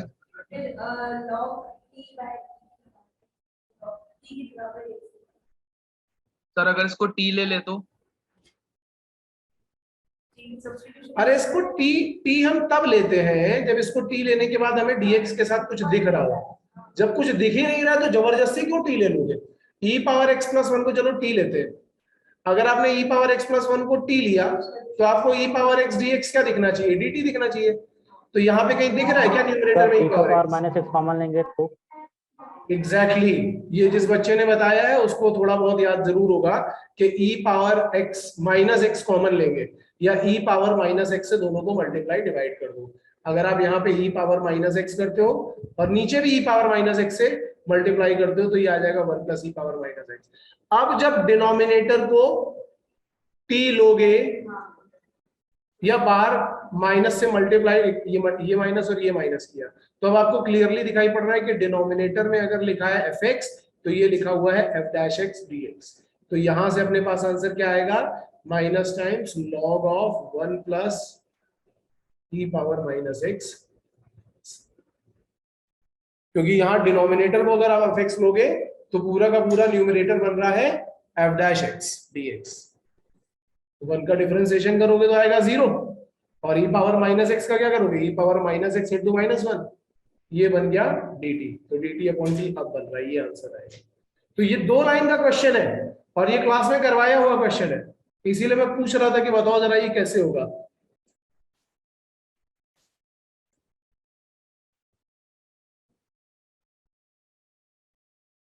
अब वो बोल रहा है कि if a and b are symmetric matrices of same order then ABA transpose क्या होगा? then ABA ट्रांसपोज क्या होगा? तो अब आपके पास क्या लिखा हुआ है? A B दोनों कैसी हैं? सिमेट्रिक मैट्रिसेस हैं। सिमेट्रिक मैट्रिसेस का मतलब क्या होता है कि A transpose is A and B transpose is B, ये होता है सिमेट्रिक मैट्रिसेस का मतलब। और अगर आपने उससे पूछा, आपसे उसने पूछा कि ABA ट्रांसपोज क्या होगा, तो अगर आप यहाँ पे रिवर्सल लॉ लगाओगे तो आएगा A transpose into B transpose into A transpose. ठीक है, जब आप इसको देखोगे तो ये क्या आ जाएगा? ABA आ जाएगा। तो आपको क्लियरली दिखाई पड़ रहा है कि इसका ट्रांसपोज यही आ गया है। ठीक है, या उसका भी ट्रांसपोज करोगे तो ABA ट्रांसपोज आ रहा होगा, तो वो कैसा हो जाएगा? सिमेट्रिक मैट्रिक्स हो जाएगा। ये चीज मैंने क्लास में बताई थी कि ये प्रॉपर्टीज में ऐसी ऐसी चीजें पूछी जा सकती हैं। कभी हो सकता है कि आपसे सिर्फ ए बी के बारे में पूछे, या हो सकता है ए बी प्लस बी ए के बारे में पूछे, ठीक है। तो इस तरीके के स्टैंडर्ड रिजल्ट वो आपसे पूछ सकता है। इसके बाद एक ये जो क्वेश्चन है ना, next question, that is decimal representation, ये आउट ऑफ सिलेबस है, क्योंकि ये कहीं पे भी अपने सिलेबस में नहीं आता। 10, 1, 1, 2 ये कुछ मॉड्यूलो ऑड्यूलो का क्वेश्चन होता है जो अपने सिलेबस में नहीं है। लेकिन एक क्वेश्चन, आगे वाला क्वेश्चन देखते हैं जरा, क्वेश्चन सुनना। The shadow of a lower standing on a level plane, lower नहीं है, टावर है यार actually. The shadow of a tower standing on a level plane is found to be 50 meter longer when the sun's elevation is 30 degree than when it is 60 degree, ठीक है। The height of the tower, अब इसका मतलब समझो क्या है। Tower एक ही है, टावर एक ही है, ये टावर है। अब दो कंडीशन है। एक कंडीशन में सन कहां पे है, जब ये 30 डिग्री का एलिवेशन बना रहा है, इन दैट केस सन कहां पे होगा, सन कहीं यहां पे होगा। एक कंडीशन में ये 30 डिग्री बना रहा है, दूसरे कंडीशन में ये बना रहा है 60 डिग्री। तो ये 30 डिग्री वाला हो गया केस, और 60 डिग्री के केस में सन कहीं यहां पे होगा। तो वो बोल रहा है कि ये दोनों केसेस में जो इसके लेंथ का डिफरेंस है वो कितना है, 50 मीटर का डिफरेंस आ रहा है, यही बोल रहा है ना, 50 मीटर का डिफरेंस आ रहा है। ये उसने दिया हुआ है 50 मीटर्स, और वो तुमसे जानना चाहता है कि इसका हाइट क्या होगा। फटाफट बता दो यार, ये क्वेश्चन मैं नहीं बताने वाला हूं, मैं पानी लेकर के आता हूं, तब तक तुम सॉल्व करके बताओ। 25 √3 मीटर। सॉल्व करो।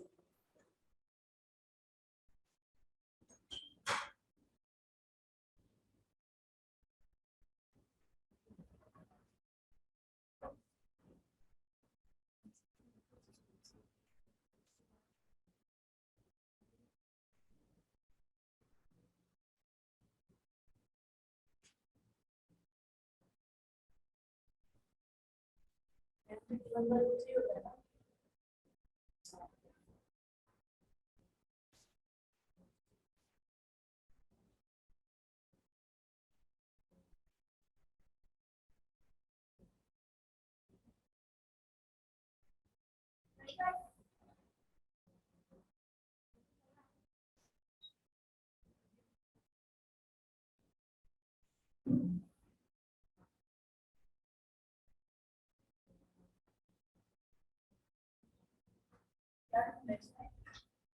y का वैल्यू, h का वैल्यू, h का वैल्यू कितना है, 25 25 √3। 25 √3। सबसे हो गया सॉल्व। इसको अगर आप x ले लोगे तो दो इक्वेशन बनानी पड़ेंगी, एक tan 60 डिग्री का बनेगा तो वो आ जाएगा h/x, तो h का वैल्यू क्या आ जाएगा, x √3, और दूसरा बनाओगे tan 30 डिग्री का तो आएगा h/x + 50। तो यहां से हमें क्या मिलेगा, √3h = x + 50। तो हम ये इक्वेशन 1 से x का वैल्यू h/√3 इस इक्वेशन 2 में डाल देंगे। तो ये √3h, यहाँ पे h/√3 डालो, प्लस 50 करो, एक साइड ले जाओ, सिंप्लीफाई करो, आंसर आ जाएगा। तो कितना आएगा, 25 √3। Okay, we are going for next question. Next question क्या है, a coin is tossed 3 times, what is the probability of getting head and tail alternatively? 3 बार वो टॉस किया गया, 3 बार वो टॉस किया गया। तो अगर 3 बार वो टॉस किया गया होगा तो आपका सैंपल स्पेस क्या बनेगा, सैंपल स्पेस में कितने एलिमेंट आ रहे होंगे, 8 एलिमेंट। तो number of elements in sample space आ जाएगा 8। और अगर मैं पूछूंगा कि फेवरेबल केसेस कितने हैं तो तुम बोलोगे कि या तो HTH होगा या THT होगा। तो अगर प्रोबेबिलिटी निकालूंगा मैं इवेंट की तो तुम क्या बोलोगे, इट विल बी 2/8। मेरा सैंपल स्पेस का कैसे करोगे, टोटल नंबर ऑफ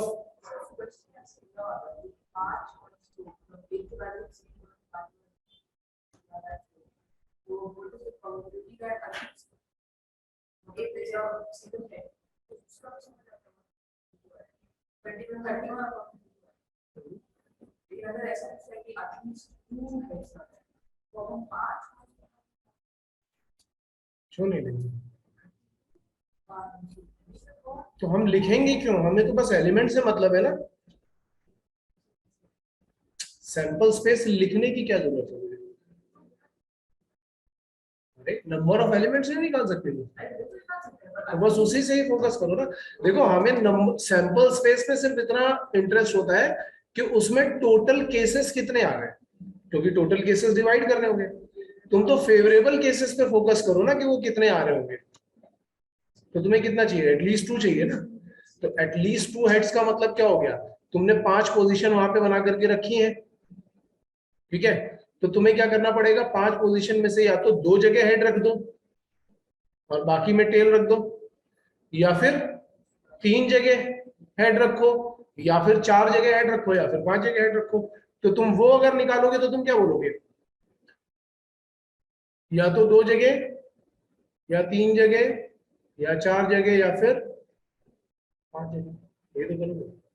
अब अगर इसी को मैं 5 से 0 से स्टार्ट कर रहा होता तो हमारे पास क्या बन रहा होता? 2 पावर 5। अब मुझे ये कैसे मिलेगा? 2 पावर 5 माइनस 5 से 0 माइनस 5 से 1, ऐसा लिख सकते हैं इसको। तो इसका वैल्यू क्या होगा? 1, इसका वैल्यू होगा 5।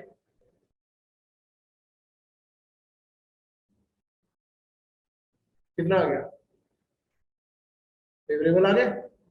टोटल कितना है? 2 पावर 5 है। खत्म काम। यस और नो? दूसरे क्वेश्चन में बोल रहा है what is the real part of sin x plus i cos x whole cube. जरा देखना याद है, sin x plus i cos x whole cube, ठीक है। हाँ ये वही वाला है। देखो इसमें एक फॉर्मूला लगता है जिसको मैंने पहले भी बताया था, डी मोइवर्स थ्योरम। वो क्या होती है? वो होती है cos theta plus i sine theta whole power n। अगर लिखा होगा तो हम इसको लिख देते हैं cos n theta plus i sign n theta, ये लिख देते हैं। लेकिन यहां cos प्लस आई नहीं लिखा है, या sin प्लस आई cos लिखा है, यही तो लिखा है। अगर इसमें से मैं आई बाहर निकाल, फॉर्मूला आपने किस चैप्टर में बताया था? ये मैंने चैप्टर में नहीं बताया था, एक बार क्वेश्चन सॉल्व करवा रहा था मैंने तब बताया था। सर इसका क्यूब खोल लेंगे ना डायरेक्टली, वो साइन। अगर क्यूब खोलोगे तो फिर मतलब काफी बड़ा चीज बनेगा यहाँ पे। मैं क्यूब नहीं ओपन करवाना चाहता क्योंकि उसमें प्लस माइनस के मिस्टेक होने के ज्यादा चांस होते हैं। मैं ये बोल रहा हूँ कि इन दोनों टर्म्स में से अगर आप आई कॉमन निकाल लेते हो बाहर, तो ये आपको कुछ ऐसा दिखेगा, cos x plus 1 upon i sine x whole cube, ये दिखेगा। ये सुनो, अब अगर आप दोनों को क्यूब दे दोगे तो ये आ जाएगा आई क्यूब, इधर आएगा cos x, 1 अपॉन आई को माइनस आई लिखा जा सकता है, आई से मल्टीप्लाई डिवाइड कर दो तो माइनस आई हो जाता है। अगर कहीं पे भी 1 अपॉन आई लिखा हो तो आप उसको डायरेक्टली माइनस आई लिख सकते हो। क्यों लिख सकते हो? क्योंकि अगर आपने इसको आई से मल्टीप्लाई डिवाइड कर दिया तो नीचे वाला आई स्क्वायर माइनस 1 में जाएगा, वो माइनस आई आ जाएगा। तो इसको डायरेक्टली याद रख सकते हो कि 1 upon i can be written as minus i. अब देखना यहाँ पे, सॉरी यहाँ पे जो आई क्यूब होगा ये तो माइनस आई बन जाएगा, आई क्यूब का वैल्यू माइनस आई होता है। और अगर मैं यहाँ वही डिमोइवर्स लगाऊंगा तो ये आएगा cos 3x माइनस आई साइन 3x, और जब मैं माइनस आई को मल्टीप्लाई कर दूंगा तो माइनस आई cos 3x, और ये माइनस आई स्क्वायर बन जाएगा प्लस 1 साइन 3x। तो रियल पार्ट क्या आ रहा है यहाँ पे? अगर कोई पूछेगा रियल पार्ट, तो ये रियल पार्ट है, और जो आई के साथ मल्टीप्लाई हो रहा है वो इमेजिनरी पार्ट है। तो रियल पार्ट क्या आ जाएगा? Sign 3x minus sign 3x होगा बेटा। हाँ एक बार मैं चेक कर लेता हूँ, माइनस साइन 3x होना चाहिए। Yes, because minus minus plus होगा, आई स्क्वायर आएगा तो माइनस 1 आएगा, तो माइनस साइन 3x आएगा, करेक्ट है।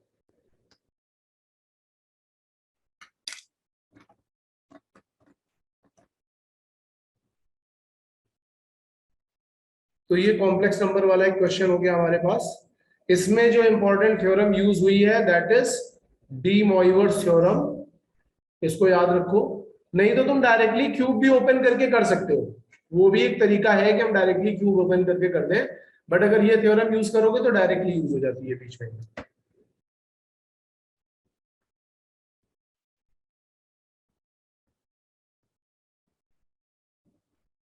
इसके बाद क्वेश्चन है what is the sum of squares of the root of equation x square plus 2x minus 143। यानी कि एक क्वाड्रेटिक इक्वेशन दी हुई है x square plus 2x minus 143, इसके रूट्स है अल्फा और बीटा, और वो आपसे पूछ रहा है कि alpha square plus beta square क्या होगा। ये क्वेश्चन मैं नहीं बताने वाला, जल्दी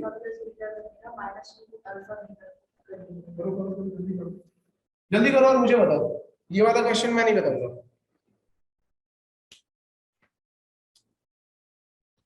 क्वाड्रेटिक के वन शॉट वीडियो में मैंने ये सारे पॉइंट्स बताए हुए हैं, सर धराचार्य से निकाल सकते हैं इसको ना? जैसे तुम्हारा मन करे वैसे निकालो।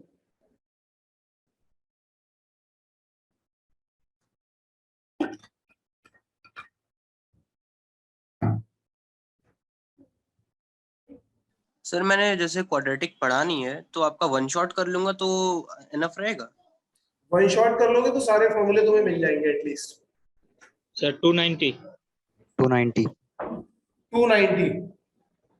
अब वो 290 कैसे आ रहा है, क्योंकि alpha square plus beta square का फॉर्मूला क्या होता है, alpha plus beta whole square minus 2 alpha beta, और अगर इस इक्वेशन का सम ऑफ रूट निकालोगे तो आएगा -2, और प्रोडक्ट ऑफ रूट निकालोगे तो आएगा -143।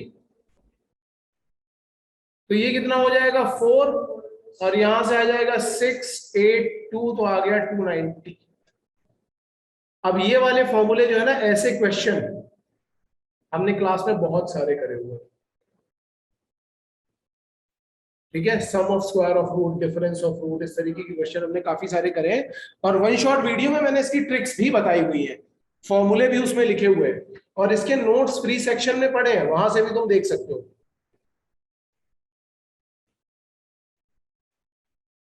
इसके बाद है foot of perpendicular drawn from 0,5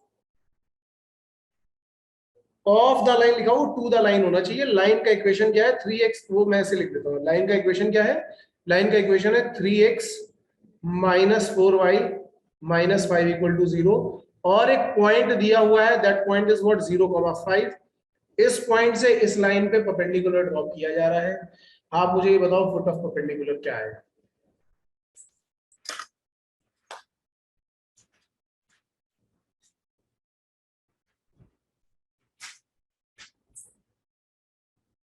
और 3,1 3,1 करके देख लो। क्योंकि वही एक पॉइंट है, ऑप्शन से अगर मैं चेक करता तो वही एक पॉइंट है जो इस लाइन को सेटिस्फाई कर रहा है। वो क्या बोल रहा है, इस पॉइंट से एक लाइन पे परपेंडिकुलर ड्रॉप करना है, और ये फुट ऑफ परपेंडिकुलर बताना है। तो ऑब्वियस सी बात है कि ये फुट ऑफ परपेंडिकुलर इस लाइन को सेटिस्फाई करेगा ही करेगा। अगर आप ये चार ऑप्शन में से यही चेक कर लो कि कौन सा वाला लाइन को सेटिस्फाई कर रहा है, तो ऑप्शन में पॉइंट ही एक दिया है, क्योंकि आईएमयू वाले इतना दिमाग नहीं लगा पाते, तो एक ही पॉइंट है जो इस लाइन को सेटिस्फाई कर रहा है। जेई वाले होते तो क्या करते हैं, चारों पॉइंट ऐसे लेते जो लाइन को सेटिस्फाई कर रहे होते हैं, तो वो चार पॉइंट कहीं पे भी आ सकते थे। लेकिन फिर उसको निकालने का एक फॉर्मूला भी मैंने बताया है, और दूसरा मेथड भी क्या है कि slope of P Q into slope of line निकाल करके तुम देख सकते हो। Slope of P Q into slope of line क्या आएगा, -1 आना चाहिए। हालांकि इसमें तो तुम्हें ऐसे ही दिख रहा है कि एक ही पॉइंट है जो लाई कर रहा है, तो यही करेक्ट होगा। लेकिन अगर तुम टेस्ट करना चाहो अपने आंसर को, तो तुम क्या बोलोगे कि चलो हम ऐसा करके देखते हैं कि slope of P Q into slope of line, क्या ये -1 आ रहा है कि नहीं आ रहा है। तो Q कितना दिया हुआ है, Q दिया हुआ है, P दिया हुआ है 0,5, और Q कितना दिया हुआ है 3,1। जरा जल्दी से टेस्ट करके बताओ कि ट्रू है या नहीं। Slope of P Q into slope of line -1 आ रहा है कि नहीं, फटाफट टेस्ट करके बताओ।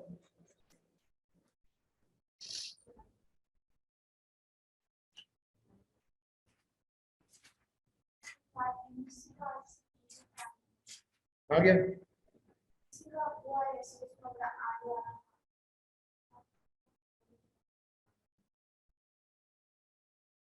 तो तुझे कैसे पता कि एग्जैक्टली आज लग रहा है कि आगे तो आगे और इसी बारे में हो सकता है किसी को लिया ही ना हो।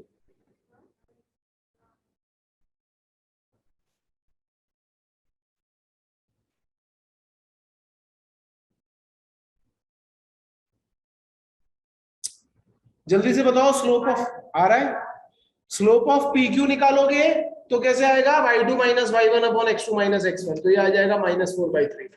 और स्लोप ऑफ लाइन निकालोगे तो ये आ जाएगा 3/4। दोनों का प्रोडक्ट देखोगे तो -1 आ रहा है, यानी यहां से हमने टेस्ट भी कर लिया कि हमारा ऑप्शन करेक्ट है। अगर वहां पे मल्टीपल करेक्ट आ रहे होते तो, वैसे तो यहाँ पे एक ही ऑप्शन करेक्ट आ रहा है तो हमने डायरेक्टली उस पर ही लगा दिया था। इसके बाद क्या है कि binary representation of decimal number, चलो खैर इस पे भी हम लोग नहीं जाने वाले हैं बाइनरी रिप्रेजेंटेशन पे, क्योंकि ये बाइनरी रिप्रेजेंटेशन भी अपने सिलेबस में आता नहीं है। बाइनरी ऑपरेशंस आता है, बाइनरी रिप्रेजेंटेशन नहीं आता। आई डोंट नो इन्होंने ये क्यों दिया हुआ है, फिर से ये कैसे क्वेश्चन है। क्वेश्चन नंबर, नेक्स्ट क्वेश्चन देखो, the determinant of an odd order skew symmetry matrix is, an odd order skew symmetric matrix, क्या होता है डिटर्मिनेंट उसका? 0। ये वाला मैंने बताया था मैट्रिक्स में, और सॉल्व करके प्रूफ करके भी दिखाया था कि कैसे आता है। और मैंने बोला था कि इसको याद रखो, ये प्रॉपर्टी याद रखो, ये क्वेश्चन पूछा गया है एमयूसीटी में। Determinant of odd order skew symmetric matrix हमेशा 0 आता है। What is one of the square root of 3 + 4i? जरा इसको देखना, हमें निकालना है स्क्वायर रूट ऑफ 3 + 4i। ठीक है, वैसे तो तुम क्या कर सकते हो, ये जो नंबर नीचे दिए हैं इनको स्क्वायर करके देख लो किससे 3 + 4i आ रहा है, ऑप्शन से चेक करने का मेथड। ठीक है, आपने कॉम्प्लेक्स नंबर नहीं भी पढ़ा होगा तो भी आप स्क्वायर करके निकाल सकते हो। अगर आपने कॉम्प्लेक्स नंबर नहीं भी पढ़ा होगा तो भी आप स्क्वायर करके, नॉर्मल स्क्वायर तो सबको पता ही है। जैसे सपोज करो कि उसने एक ऑप्शन दिया हुआ है, ये मैं देख रहा हूँ सी वाला ऑप्शन करेक्ट है या नहीं, क्योंकि मुझे मालूम है कि वही करेक्ट है, तो मैं सी वाला ऑप्शन देखता हूँ, तो मैं क्या करूंगा 2 + i का होल स्क्वायर करके देखूंगा। तो ये क्या आ जाएगा, 2 का स्क्वायर 4 + i² + 2 × 2 यानी कि 4i। तो ये आ जाएगा 4, i² का वैल्यू -1 + 4i, तो कितना आ गया 3 + 4। तो हमें डायरेक्टली समझ में आता है ऑप्शन से चेक करके, पर इसका अपना एक मेथड भी होता है जो बोर्ड में करते हैं, तो हमें करना चाहिए बोर्ड वाला मेथड। मतलब हम इसको अज्यूम करते पहले a + ib, फिर हम इसका दोनों साइड पे स्क्वायर करते तो ये आता 3 + 4i = a + ib का होल स्क्वायर। फिर उसके बाद हम a + ib के होल स्क्वायर को ओपन करेंगे तो a² - b² + 2iab = 3 + 4i। फिर हम इसको कंपेयर करेंगे तो एक सेकंड में, हेलो, हाँ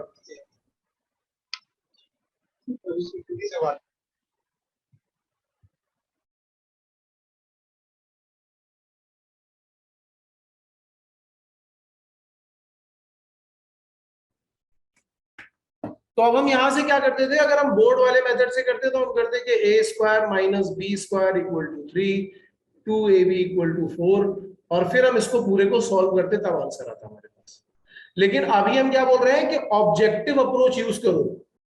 ऑब्जेक्टिव क्वेश्चन को कहीं हमें ये दिखाना थोड़ी ना कि ऐसा होगा कि नहीं होगा, तो हमें ये सारा कुछ करने की जरूरत है नहीं। हम क्या करेंगे, सीधा का सीधा ऑप्शन का स्क्वायर करके देखेंगे, ये पूरी स्टोरी लिखने की जरूरत नहीं है। बोर्ड में करते तो, स्कूल में करते हमें ये सब कुछ करना पड़ता, लेकिन अभी क्या करो, सीधा सीधा ऑप्शन को स्क्वायर करके चेक करो, और चेक करोगे तो तुम्हें अपने आप आंसर मिलने लगेगा। आई होप ये क्लियर होगा। मैथ ही है इसका। इसके बाद एक क्वेश्चन है कि for real numbers x and y a relation is defined x related to y if and only if x minus y plus root 2 is an irrational number। क्या बोल रहा है कि वो रिलेशन क्या है, x related to y क्या है, x related to y है कि x minus y plus root 2 is an irrational number। Sorry is irrational number. ठीक है, तो वो हमसे क्या पूछ रहा होगा, वो हमसे पूछेगा कि कौन सी कंडीशन को, मतलब ये इक्विवेलेंस रिलेशन है, सिमेट्रिक रिलेशन है, ट्रांजिटिव रिलेशन है, ये क्या है क्या नहीं है वो पूछ रहा है ना। तो देखो, अगर मुझे इसका रिफ्लेक्सिव नेचर चेक करना होगा, तो रिफ्लेक्सिव नेचर हम कैसे चेक करते हैं?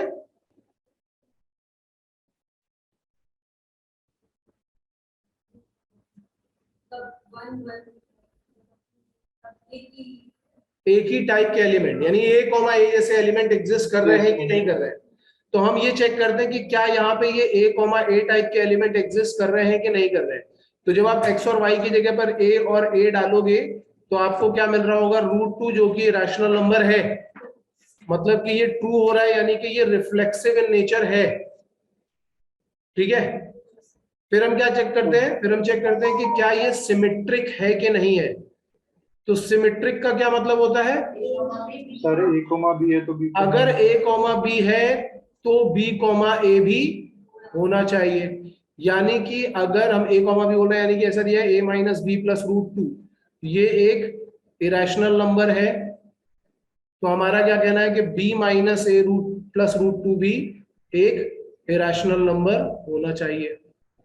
क्या ये ट्रू है हमेशा? यस सर, ये ट्रू रहेगा हमेशा? यस सर रहेगा, क्योंकि कैसे रहेगा, बस मुझे ये बताओ, कोई एग्जांपल देकर के बताओ।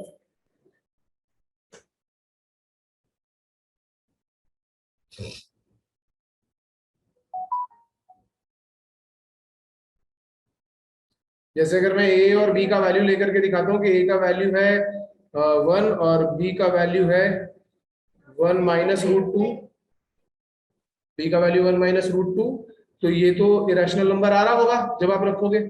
लेकिन जब बी और ए का वैल्यू यहाँ पे रखोगे तो क्या इरेशनल नंबर आ रहा होगा? क्या पढ़ा था ना, मतलब देख तो लो यार, मैंने नंबर हाँ लिखा सर, हुआ वो तुम्हारी आंखों के सामने कि 1 माइनस √2 करोगे, माइनस ए करोगे, प्लस √2 करोगे, तो ये 0 आया, ये रैशनल नंबर है, तो ये सिमेट्रिक हुआ? नहीं हुआ। फिर हम ऐसे ही देखेंगे। अब ऐसे ज्यादा देखने की जरूरत अपने को है नहीं, क्योंकि ऑप्शन में उसने तुमसे पूछा हुआ है, 4 ऑप्शन दिए हुए हैं, 4 ऑप्शन में से एक उसने दिया है ट्रांजिटिव, सिमेट्रिक एंड रिफ्लेक्सिव। पहली बार में ही तुम्हें रिफ्लेक्सिव मिल गया है, तो ऑब्वियस सी बात है कि मोर देन 1 ऑप्शन तो करेक्ट हो नहीं सकते। और अगर रिफ्लेक्सिव, इक्विवेलेंस भी तो दिया हुआ है ना। तो इक्विवेलेंस का तो कोई चांस ही नहीं है ना। इक्विवेलेंस तो तब होता है जब तीनों रिलेशंस को फॉलो कर रहा हो, तो इक्विवेलेंस का तो वैसे ही कोई चांस नहीं है। हाँ, हमने जैसे सिमेट्रिक देख लिया और सिमेट्रिक नहीं आया, तो अब हमें ट्रांजिटिव पे जाने की जरूरत नहीं है। हाँ, रिफ्लेक्सिव हो गया था तो हमने सिमेट्रिक इसलिए चेक किया कि हो सकता है इक्विवेलेंस रिलेशन हो जाता, तीनों होते, लेकिन सिमेट्रिक नहीं हुआ तो हमें ट्रांजिटिव पे जाने की जरूरत नहीं है। हम सीधा सीधा क्या बोलेंगे कि रिफ्लेक्सिव ही करेक्ट है।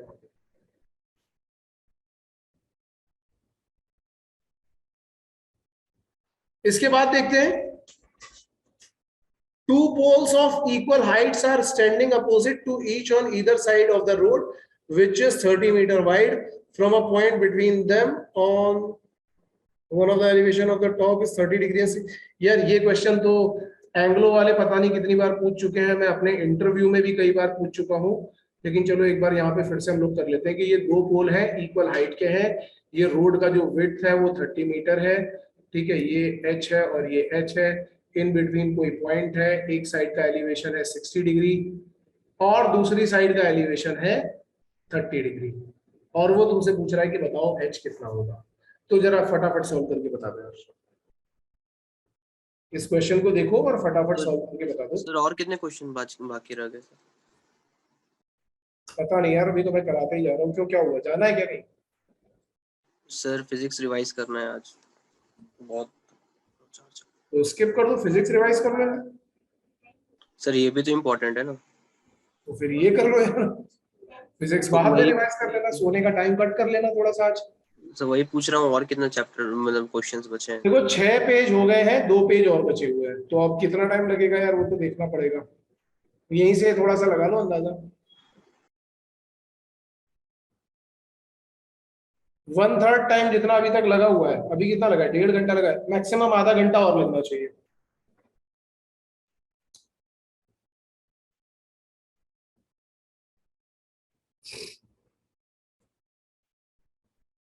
ये वाला क्वेश्चन जल्दी से सॉल्व करके बताओ यार मुझे। Sir 15√3 metre. 45 sorry sir.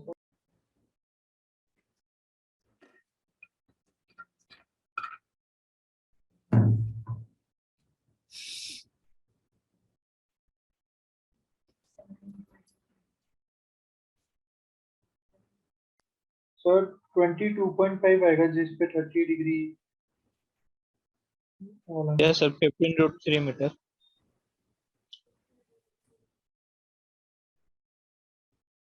15√3 answer तो नहीं दिया 15√3। चलो क्या करते हैं, यहां से एक डिस्टेंस ले लेते हैं हम x, तो दूसरा वाला अपने आप क्या हो जाएगा 30 माइनस x, और tan 60 डिग्री लगाओगे तो √3 क्या आ रहा होगा h बाई x, और जब tan 30 डिग्री लगाएंगे तो 1/√3 equal to h upon 30 minus x। तो यहां से तुम्हें क्या मिलेगा 30 minus x equal to h√3, और ऊपर से क्या मिल रहा होगा x equal to h upon √3। फिर यहाँ पे x का वैल्यू डाल दो h अपॉन √3, तो ये उधर जाएगा तो क्या जाएगा 1/√3 प्लस √3। तो जब इसको सिंप्लीफाई करोगे तो तुम्हें क्या मिलेगा 30 इक्वल टू 4/√3 h इंटू 4/√3, तो कितना हो जाएगा ये 15/2√3, 15/2√3, 15√3/2। तो ऑप्शन सी यहाँ पे दिखाई पड़ रहा है वो।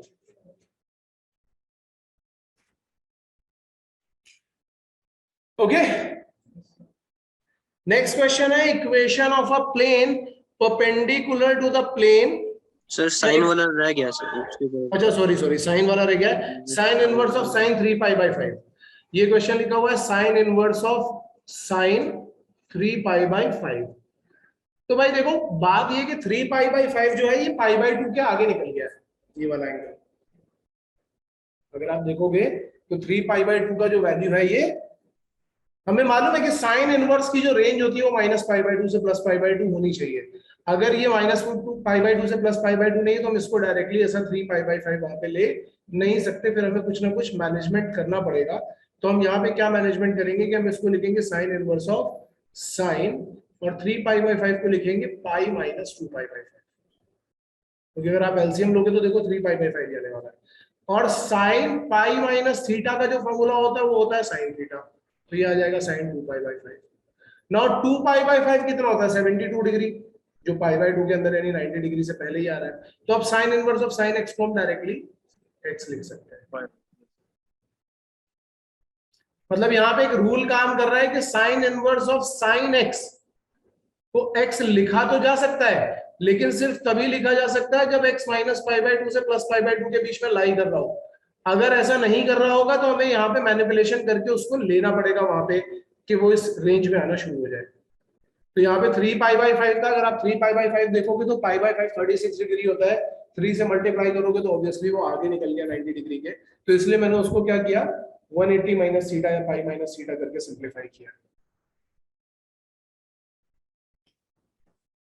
इसके बाद जो क्वेश्चन आता है वो है equation of the plane perpendicular to the plane x - 2y + 5z + 1 = 0 which passes through the points 2 - 3 1 and -1 1 and -7।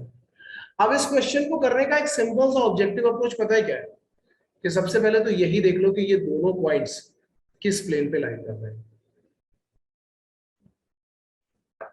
तुम्हारा क्वेश्चन वहीं से खत्म हो जाएगा। ये देख लो कि ये दोनों पॉइंट्स किस प्लेन पे लाई कर रहे हैं, और परपेंडिकुलर होगा तो ऑब्वियस सी बात है कि हम वो a1 a2 + b1 b2 + c1 c2 को 0 कर सकते हैं। तो हमें यहां से क्लियरली दिख रहा है कि a1 क्या है 1, b1 है 2, c1 है 5। अब इधर वाले प्लेन में से हम देखते हैं कि अगर मैं इसको चेक करना चाहता हूँ, सपोज करो मैं इसको चेक करना चाहता हूँ, मैंने देखा 2 1 एंड -1, तो मैं क्या बोलूंगा 2 × 1 चेक करते जाते हैं। तो हमें क्या मिलेगा 2 × 1 दैट इज 2, फिर 1 × -2 is -2, and 5 into minus one is minus one, ये तो जीरो आ नहीं रहा है, तो ऑब्वियसली बात है कि ये प्लेन परपेंडिकुलर नहीं है। ऐसे बी वाला चेक करो क्या वो परपेंडिकुलर है, और फिर सी वाला चेक करो क्या वो परपेंडिकुलर है, और अगर परपेंडिकुलर आ जाता है तो फिर ये चेक करो कि क्या ये दोनों पॉइंट उस पे लाई कर रहे हैं। सर एक बार वो बता दीजिए सर, कैसे देखना है परपेंडिकुलर? परपेंडिकुलर प्लेन की कंडीशंस होती है कि a1 a2 plus b1 b2 plus c1 c2 होता है 0। अगर दो प्लेन परपेंडिकुलर है तो उनके नॉर्मल भी तो परपेंडिकुलर होंगे, तो हम Yes, क्या sir. बोलते हैं a1 a2 plus b1 b2 plus c1 c2 क्या आ जाता है 0। परपेंडिकुलर प्लेन्स की ये कंडीशन होती है। Yes sir. तो तुम्हें तो बस ऑप्शन से चेक करना है ना कि कौन सा वाला प्लेन परपेंडिकुलर आ रहा है। जैसे सपोज करो कि मुझे बी ऑप्शन चेक करना है, तो मैं बोलूंगा कि यहाँ वाला 4 और यहाँ x का कोएफिशिएंट 1 है, तो 4 इंटू 1 फिर 7 इंटू माइनस 2 कितना आ जाएगा 14, और फिर क्या आ जाएगा 2 और 5 तो ये आ जाएगा 10। ये 0 आ रहा है, ये 0 आ रहा है, मतलब बी ऑप्शन वाला जो प्लेन है ये परपेंडिकुलर है। लेकिन ये परपेंडिकुलर प्लेन क्या इन दोनों पॉइंट से पास कर रहा है, तो तुम वो कैसे चेक करोगे कि इस पॉइंट को लाई करा करके देखो क्या ये वाला पॉइंट इसको सेटिस्फाई कर रहा है। तो आप यहाँ पे 2 माइनस 3 और 1 ला करके देखो, करो करो जल्दी ट्राई करके बताओ मुझे।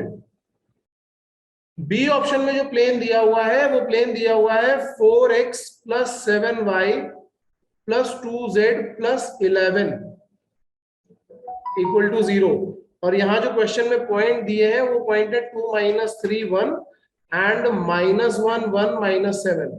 चेक करो कि क्या ये दोनों पॉइंट इस प्लेन पे लाई कर रहे हैं, उन दोनों को सब्स्टिट्यूट करके देखो कि क्या इक्वेशन को सेटिस्फाई कर रहा है।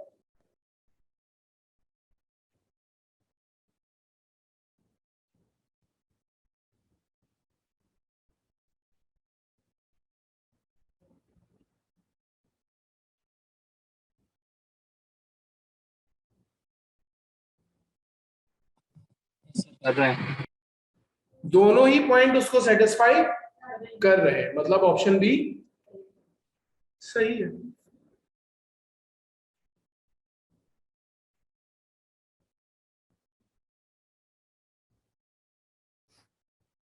समझ में आ रहा है ना?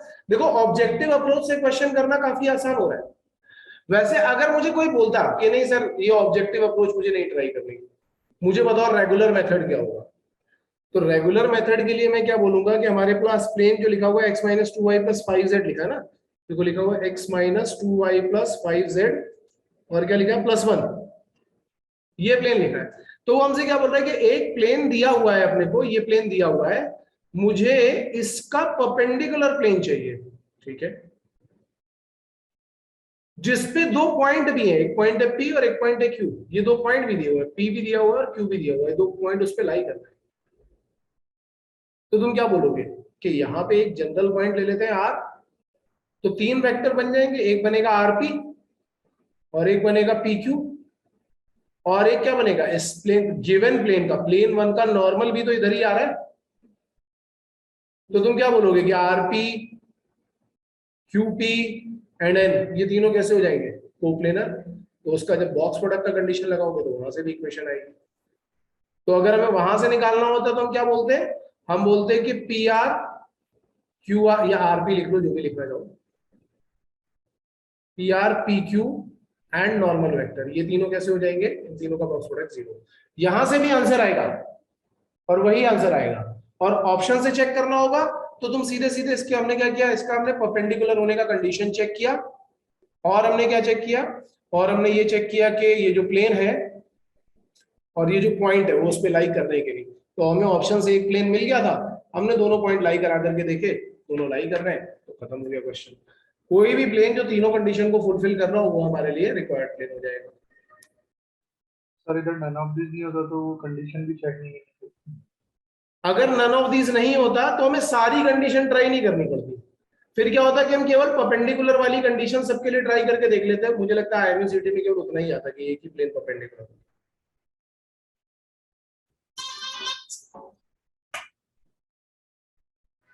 हाँ, इसके बाद दिया हुआ था mean and variance of 10 observation.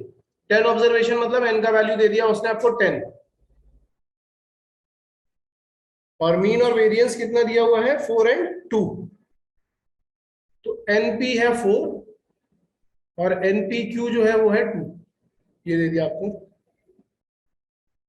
If every observation is multiplied by 2, then the mean and variance of the new series will be। Sir इसका तो डायरेक्टली उठ रहा है ना कि मीन तो की मतलब के एक्स बार हो जाता और वेरिएंस के स्क्वायर सिग्मा बार होगा। अच्छा ये बाइनोमियल डिस्ट्रीब्यूशन नहीं है, सॉरी यार, मैंने इसको फालतू में NPQ लिख दिया। मैं इसको ऐसा लिख देता हूँ, ये है मीन और ये है वेरिएंस, ठीक है। तो मीन और वेरिएंस का मतलब क्या होता है? मीन का वैल्यू होता है x1 से लेकर के x10 डिवाइडेड बाय 10, ये आपको दिया हुआ है 4। और वेरिएंस का मतलब क्या होता है? वेरिएंस का मतलब होता है xi minus x whole square, और उसका समेशन हम करते हैं और इनटू पी करते हैं। अच्छा लेकिन यहाँ पे पी नहीं है, फ्रीक्वेंसी नहीं है।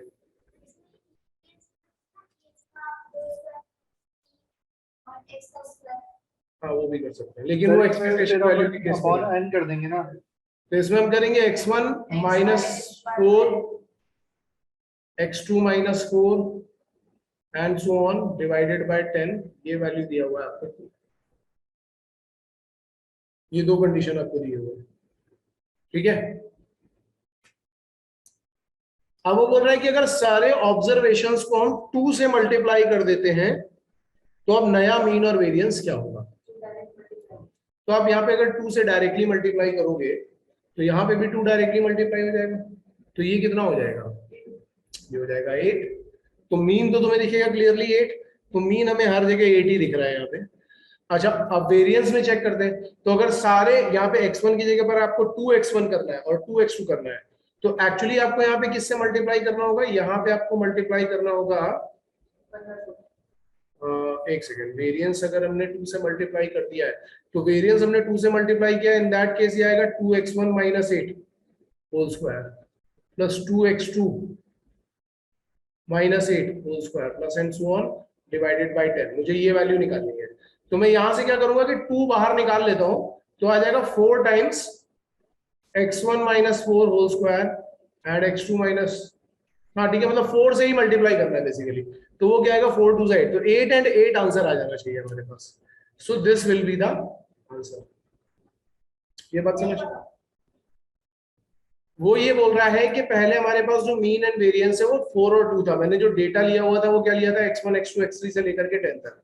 अब जो नया डेटा बोल रहा है उसमें वो क्या बोल रहा है कि 2x1 2x2 2x3 and 2x10 है, ये नया डेटा है। अब वो बोल रहा है कि इसका मीन बताओ कितना होगा। तो अगर आपको इसका मीन निकालना होगा तो आप क्या बोलोगे? 2x1 plus 2x2 plus 2x3 and so on 2x10 divided by 10, यही वैल्यू तो आपको निकालनी है।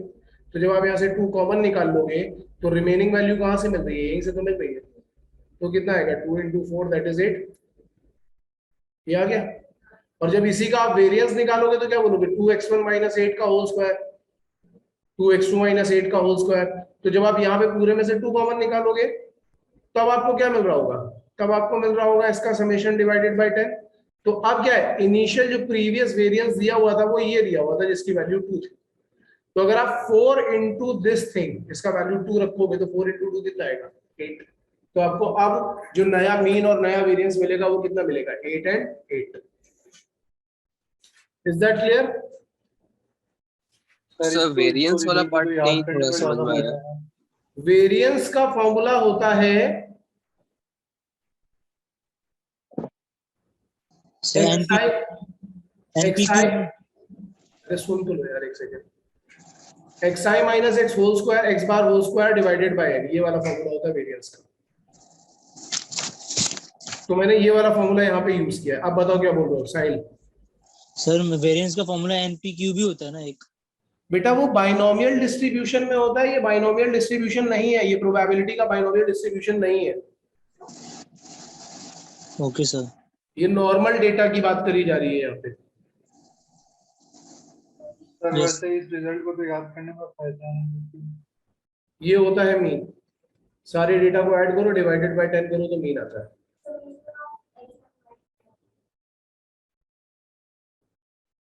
सर xi तो आपका वैल्यूज हो गया ना, और x डैश क्या होता है? एक्स बार हो गया मीन, ये जो एक्स बार होता है ना यही होता है मीन। Okay okay. यार ये तो 9th-10th में फॉर्मूले पढ़ाए जाते हैं सबको। ओ सर बहुत कम से कम 4-5 साल तो हो गया। बहुत सही बात है, 4-5 साल हो गए। मैंने तो अभी कल ही किया था 10th क्लास, तो मुझे तो याद ही रह गया ये। मैं परसों पैदा हुआ, कल मैंने 10th क्लास किया, तो मुझे अभी तक याद है। बाकी तुम लोगों को तो यार 4 साल मतलब लाइक 4 युग, सतयुग, त्रेता, कलयुग, द्वापर युग।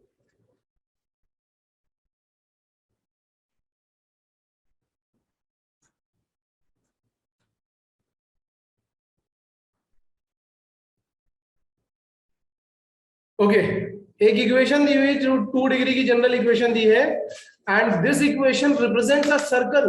वाओ, क्या कंडीशन होती है? First option sir a is equal equal to to b b h and equal an to 0. Zero.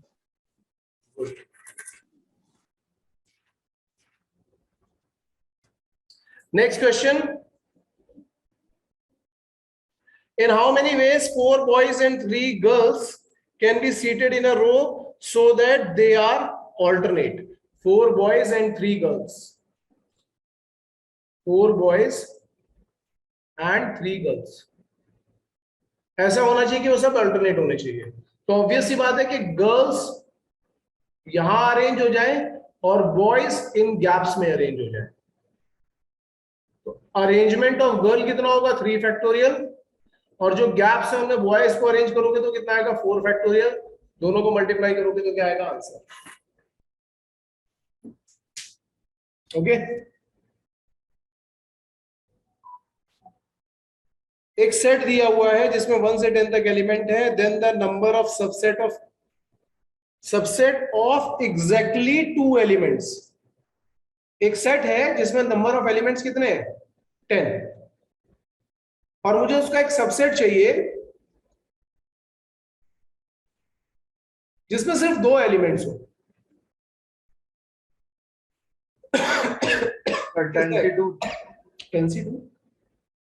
10 में से कोई भी 2 सेलेक्ट कर लो, बन गया, खत्म। Yes sir.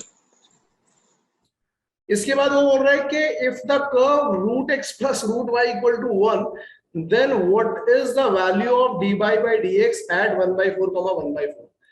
क्वेश्चन क्या है? Root x plus root y equal to 1, और वो पूछ रहा है कि dy by dx क्या होगा at 1/4, 1/4। Sir dy by dx निकाल करके y और x की वैल्यू पुट कर दो। बस फटाफट करो जरा, जल्दी से मुझे आंसर बताओ, फटाफट करो और आंसर बताओ क्या आ रहा है।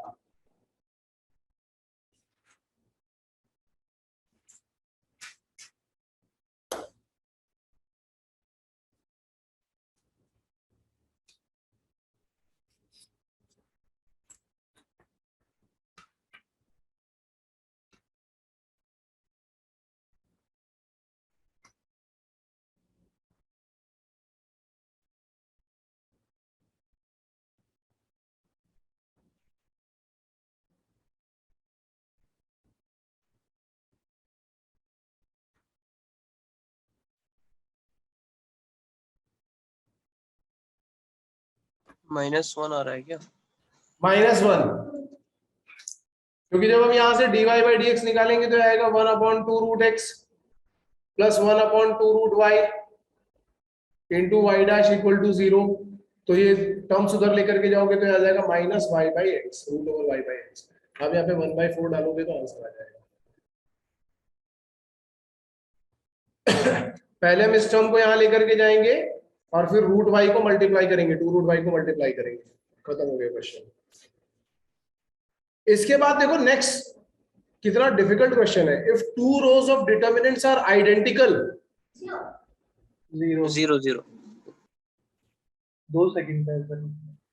For a dice 6 face dice,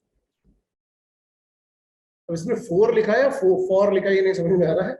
the number of possible outcomes in which at least 1 die shows 2, अच्छा 4 डाइस है, वो 4 नहीं है, वो 4 dice 6 face dice are rolled the number of possible outcomes in which at least 1 die shows 2। तो अगर आप total outcome देखोगे ऐसे केसेस में, तो टोटल आउटकम कितने आएंगे? 6 पावर 4। 6 पावर 4। और वो वाले आउटकम जिसमें एक भी 2 नहीं है, when there is no 2, तो ऑब्वियस सी बात है कि अगर 2 हटाना ही है तो आपके पास कितने कितने आउटकम बचे? 5 5 बचे, 5 5 5 5, तो ये क्या हो जाएगा? 5 पावर 4।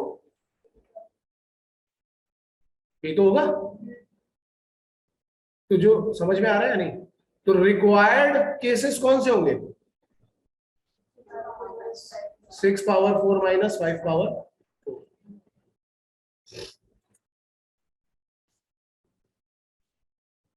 सर एक बार फिर से बताइए ना।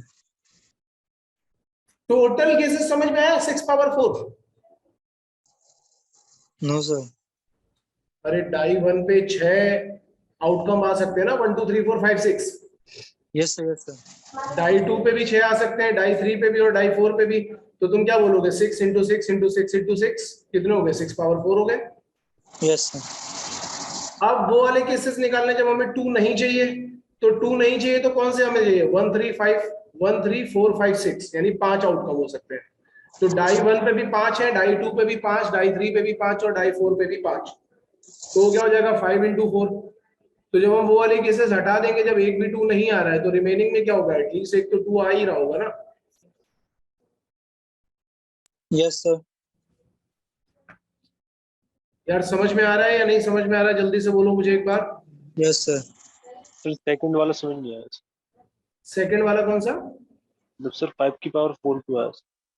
अरे 5 की पावर 4 इसलिए मैंने बोला है कि जैसे सपोज करो कि हमारे पास ये है डाई नंबर 1। Yes sir. अगर मुझे इसका 2 नहीं चाहिए आउटकम में, तो तुम क्या बोलोगे कि आउटकम में तुम क्या देखना चाहते हो? 1 3 4 5 6, यही 5 तो देख सकते हो। यस और सर। डाई 2 पे भी तुम क्या देखोगे? 1 3 4 5 6, डाई 2 पे भी यही आ सकते हैं। और डाई 3 पे कितने आ सकते हैं? 1 3 4 5 6। और डाई 4 पे भी क्या आएगा? 1 3 4 5 6। अब अगर हमें इनके ही कॉम्बिनेशन बनाने हैं, मतलब इन्हीं के अरेंजमेंट बनाने हैं कि इसमें से 1 आया, इसमें से 3, इसमें से 3 4, मतलब इन्हीं सबके बनाने हैं, तो तुम क्या बोलोगे? पहले वाले के आउटकम क्या है? 5, दूसरे वाले के है 5, तीसरे वाले के है 5 और चौथे वाले के भी है 5। तो टोटल कितने बनेंगे? 5 पावर 4 ही तो बनेंगे। Yes sir. और जब हम टोटल केसेस जो ऊपर 6 पावर 4 दे, उसमें से हम ये 5 पावर 4 हटा देंगे, तो 5 पावर 4 हटाने का मतलब क्या है? हमने वो वाले केसेस हटा दिए जब 2 एक बार भी नहीं आ रहा था। तो अब जो बचे हुए केसेस हैं उनमें 2 कम से कम एक बार तो आ ही रहा होगा। Yes sir. एटमोस्ट 1। तो एटमोस्ट 1 का तो मतलब ये हो गया कि 0 या फिर 1। यानी तुम एक बार ये वाला केस लोगे जिसमें 2 आ ही नहीं रहा है, और एक बार वो वाला केस लोगे जिसमें सिर्फ एक बार 2 आ रहा है। तो तुम बोलोगे कि डाई 1 पे हमने 2 फिक्स कर दिया, तो इस पे तुम क्या बोलोगे? 2 इंटू 5 इंटू 5। आप यहाँ से लेके चले आना। फिर डाई 2 पे तुमने 2 फिक्स किया, तो बाकी सब पे 5 5 5। फिर मतलब तुम्हें ऐड करने पड़ेंगे वो केसेस, मतलब 2 into 5 cube plus 2 into 5 cube plus 2 into 5 cube plus 2 into 5 cube. यार किसी का माइक ऑन है और बहुत नॉइज हो रहा है, बंद कर दो। साहिल तुम्हारा ही है। Sorry sir. इसके बाद है द वैल्यू ऑफ के फॉर विच द लाइंस, दो लाइन दिए हुए हैं, represents a family of parallel line. तो पहली वाली लाइन है 2x plus 3y plus, sir इनके रेशियोज सेम हो जाएंगे ना। और दूसरा 5x plus ky plus a या 9 जो भी। 7.5 सर। तो अगर वो बोल रहा है कि पैरेलल लाइन है, तो तुम बोलोगे कि 2/5 इक्वल टू 3/k हो जाएगा। डायरेक्शन रेशियोज सेम हो जाएंगे, मतलब डायरेक्शन रेशियो का रेशियो। ये डायरेक्शन रेशियोज नहीं, यहाँ पे डायरेक्शन रेशियो नहीं, स्लोप बोल सकते हो, स्लोप सेम हो जाएगा। ये z वाला केस नहीं है ना, ये प्लेन वाला केस है, ये स्पेस वाला नहीं है।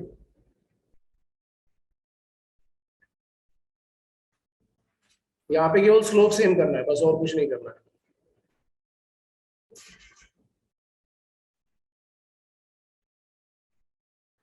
अब ये दिया हुआ है if the magnitude of difference of 2 unit vectors is 3। Magnitude of difference of two unit vector is what? It is root 3, sorry. Then the magnitude of the sum of the two vectors.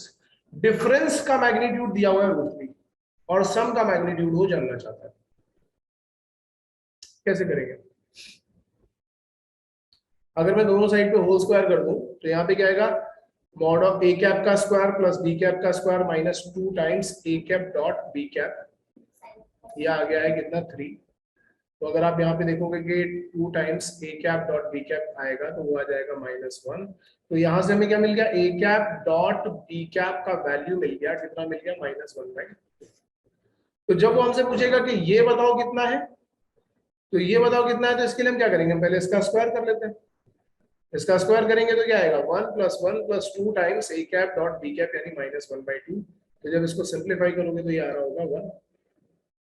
तो जब हम इसका square root लेंगे a cap plus b cap निकालेंगे तो वो भी क्या आ जाएगा? 1. अब खत्म.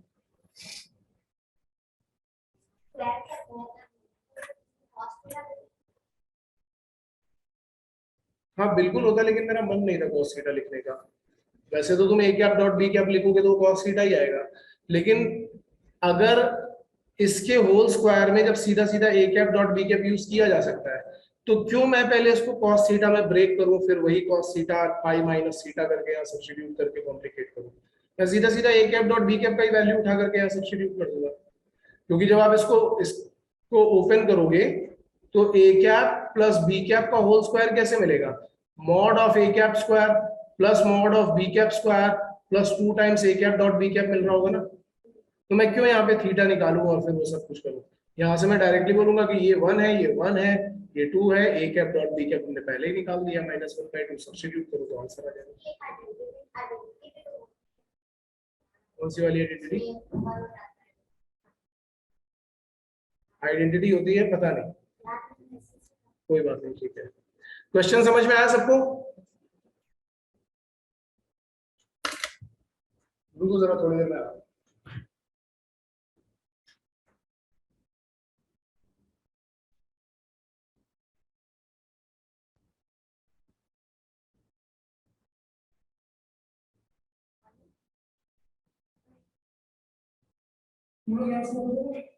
इस साइड.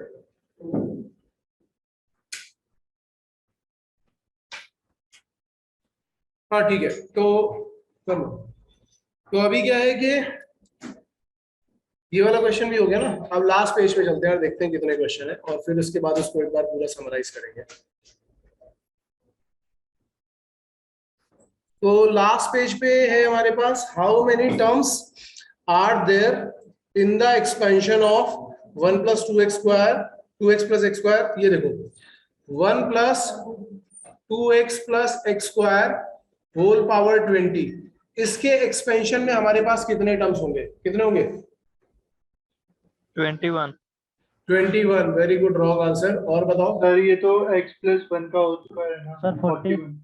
ये 1 + x का होल स्क्वायर और उसके ऊपर पावर है 20, तो ये हो जाएगा 1 + x पावर 40. और ऊपर वाला जो टर्म लिखा हुआ था ये बाइनोमियल नहीं बल्कि ट्राइनोमियल था. पहले हमने इसको बाइनोमियल में कन्वर्ट किया और उसके बाद हमने देखा कि 1 + x पावर n जब बनता है तो उसके पास नंबर ऑफ टर्म्स कितने होते हैं? n + 1.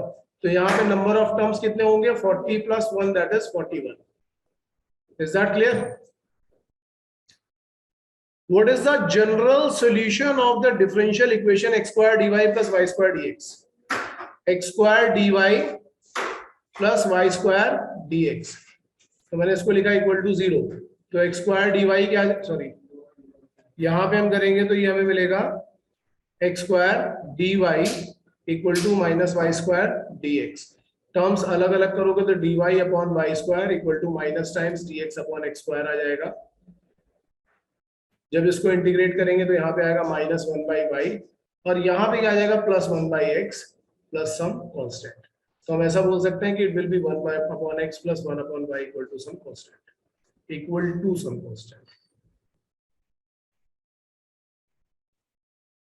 C1 डाल दिया, -c को C1 डाल दिया. तो अब यहाँ से तुम्हारे पास अपने आप फाइनल आंसर आ जाएगा. तो एलसीएम लोगे तो ये क्या आ जाएगा? x + y = c × xy. कुछ ऐसा आ रहा होगा. या c टाइम्स x प्लस ए होना चाहिए ना फिर तो, हाँ a करेक्ट है, क्योंकि एक्स वाई की टर्म और एक्स प्लस वाई की टर्म। करेक्ट है, करेक्ट है, ये करेक्ट है। What is the integration of x into e power x? What is the integration, और कुछ और दिया है क्या वहां पे? 0 to -1, 0 to -1 integration of x into e power x dx। तो जब यहाँ पे आप हाईलाइट लगाओगे तो क्या बोलोगे? First function integration of second, इसको लिमिट दे दो अलग, minus differentiation of first function हो जाएगा 1, इंटीग्रेशन ऑफ सेकंड फंक्शन ये, और होल इंटीग्रेशन करोगे तो आएगा dx। तो जब आप यहाँ पे माइनस वैल्यू दे रहे होगे तो आएगा -1 इंटू ई पावर -1, और जब वैल्यू दोगे 0 तो ये हो जाएगा 0, माइनस यहाँ पे e पावर x का इंटीग्रेशन e पावर x ही आएगा, और इसको लिमिट दोगे 0 टू -1, तो इधर से आ रहा होगा -1 अपॉन e, माइनस यहाँ पे वैल्यू -1 दोगे तो ये क्या आ जाएगा? e power -1 minus e power 0, तो हमें क्या मिल रहा होगा? -1 upon e, -1 upon e plus 1, तो it will B 1 - 2 by e। Clear है? फिर क्या है? अच्छा, यहाँ पे जो आंसर दिए हो उनमें से कोई आंसर एक बार जरा देखो, जरा इसमें कुछ गड़बड़ तो नहीं हो रही है? -1 e पावर -1 -0, ठीक है। और देखो जो लिमिट इसने लिखी है ना 0 टू -1, उससे तो ये आंसर अपना मैच करता हुआ दिख नहीं रहा है। अगर हम लोग 0 टू -1 करके देखेंगे तो यहां से, अगर मैं एक बार जरा 0 टू +1 करके देखता हूँ, 0 टू +1 होगा तो क्या आएगा? तो 0 टू +1 करोगे तो +1 डालोगे तो आ जाएगा e -0, और यहाँ पे +1 डालेंगे तो ये आ जाएगा e, तो this will be what? So this will B e minus e plus 1। यहां से 1 आ रहा है, यहां से आंसर मैच करता हुआ दिख रहा है, तो इट मे बी पॉसिबल कि वो 0 टू 1 ही दिया हो और इसने बाय मिस्टेक -1 लिख दिया हो। So this will be 0 to +1।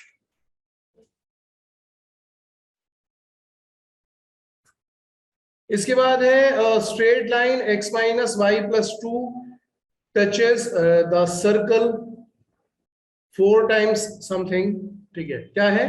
x equal to y plus 2, not x minus y plus 2। ये किसको टच कर रही है? एक सर्कल को। सर्कल का इक्वेशन क्या है? x square plus y square equal to r square by 4, ऐसा लिख दिया मैंने। Then the value of r। तो अगर हम लाइन की इक्वेशन को प्रॉपर्ली लिखें तो ये आ जाएगा x minus y minus 2 equal to 0। इस सर्कल का अगर हम सेंटर लिखेंगे तो आएगा 0, 0, और इसका अगर मैं रेडियस लिखूंगा तो आ जाएगा r/2। और अगर मैं टेंजेंसी का कंडीशन लगाना चाहता हूँ, इसको चाहो तो टेंजेंसी का कंडीशन ही लगा दो डायरेक्टली, तो ये लिखा होगा y equal to mx minus c। ये लिखा हुआ y equal to mx plus c करोगे तो यहां से इस लाइन की इक्वेशन को देख करके ध्यान से देखो, तुम्हारे पास क्या आ रहा है? m का वैल्यू आ रहा है 1, c का वैल्यू आ रहा है -2, और r का वैल्यू है ये। हमारे पास कंडीशन क्या होती है? c square equal to a square into 1 plus m square. ये टेंजेंसी का कंडीशन होता है। a मतलब रेडियस, तो c की जगह पर आएगा 4, रेडियस की जगह पर आएगा, मतलब a की जगह पर r/2 रखोगे तो r square by 4, 1 plus m का वैल्यू रखोगे 1, तो ये 16/2 इज 8। r स्क्वायर का वैल्यू कितना आ जाएगा? 8। तो r का वैल्यू कितना आ जाएगा? 2√2। तो अगर हमें टेंजेंसी का कंडीशन प्रॉपर्ली पता है तो हम यहाँ पे सब्स्टिट्यूट करेंगे टेंजेंसी का कंडीशन। क्यों मैंने ऐसा कंडीशन किया? क्योंकि यहाँ पे क्या था? यहाँ पे स्टैंडर्ड सर्कल था और लाइन को मैंने y equal to mx plus c के फॉर्म में कन्वर्ट कर लिया और ये वाला टेंजेंसी का कंडीशन यूज कर लिया। अगर जनरल सर्कल होता तो हम क्या करते? सेंटर से परपेंडिकुलर ड्रॉप करते और उसको रेडियस से इक्वेट करते। जनरल सर्कल के लिए हम ये करते, लेकिन यहाँ पे जनरल सर्कल नहीं। वैसे ये कंडीशन तुम यहाँ भी लगाओगे तो भी चलेगा, ऐसा नहीं कि नहीं चलेगा। आप यहाँ पे भी 0,0 से परपेंडिकुलर ड्रॉप करोगे इस लाइन पे और उसको रेडियस से इक्वेट करोगे तो भी यही कंडीशन आएगी। लेकिन हमारे पास स्टैंडर्ड सर्कल दिया हुआ था, लाइन का इक्वेशन दिया हुआ था, तो कंडीशन ऑफ टेंजेंसी हमें पहले से ही पता है, वो हमने लगा दी।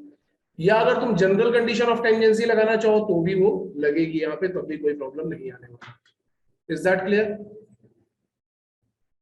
तो इसके बाद क्या? What is the area of the parabola x square equal to y bounded by the line y equal to 1। तो y equal to x square का पैराबोला दिया हुआ है और लाइन दी हुई है y इक्वल टू 1। तो अगर हम इसका ग्राफ बनाते हैं तो y equal to x square कुछ इस तरीके का पैराबोला बनेगा, ऐसा पैराबोला बनता है, ये ग्राफ में मैंने पहले ही बताया हुआ है। और y इक्वल टू 1 बनाओगे तो ये वाली लाइन आएगी, और वो आपसे कौन सा इंटीग्रेशन, क्या बेटा? 1 माइनस एक्स स्क्वायर का इंटीग्रेशन। अच्छा अच्छा ठीक है, तो हमें ये वाला एरिया चाहिए। अगर मैं केवल इतना ही देखूं कि पहले तो ये पॉइंट देख लूं ना कि ये पॉइंट कहां से कहां तक आ रहे हैं, ये वाले पॉइंट, तो जब आप y का वैल्यू, मतलब ये सपोज इक्वेशन 1 था, ये इक्वेशन 2 था, y का वैल्यू जब 1 डालोगे तो x स्क्वायर इक्वल टू 1 करोगे तो x का वैल्यू क्या आने लगेगा, x का वैल्यू आएगा प्लस माइनस 1, यानी कि ये पॉइंट है -1 और ये पॉइंट है +1। और हमें क्या निकालना है, हमें निकालना है कि एरिया बाउंडेड बाय 2 कर्व्स। तो एरिया बाउंडेड बाय 2 कर्व्स क्या होता है, ये हो जाता है कि -1 to +1 fx, तो fx कौन सा, ऊपर कौन सा कर्व है, ऊपर है ये वाला कर्व, तो ये हो गया fx, नीचे है ये वाला कर्व, क्योंकि y इक्वल टू 1 देखो ये लाइन है, और x स्क्वायर कहाँ पे, x स्क्वायर ये है, ये इसके नीचे है, तो आप क्या बोलोगे कि fx क्या आ गया 1 माइनस gx dx। तो जब आप इसको इंटीग्रेट करोगे तो क्या आएगा, x माइनस, सॉरी ये क्या आएगा, x minus x cube by 3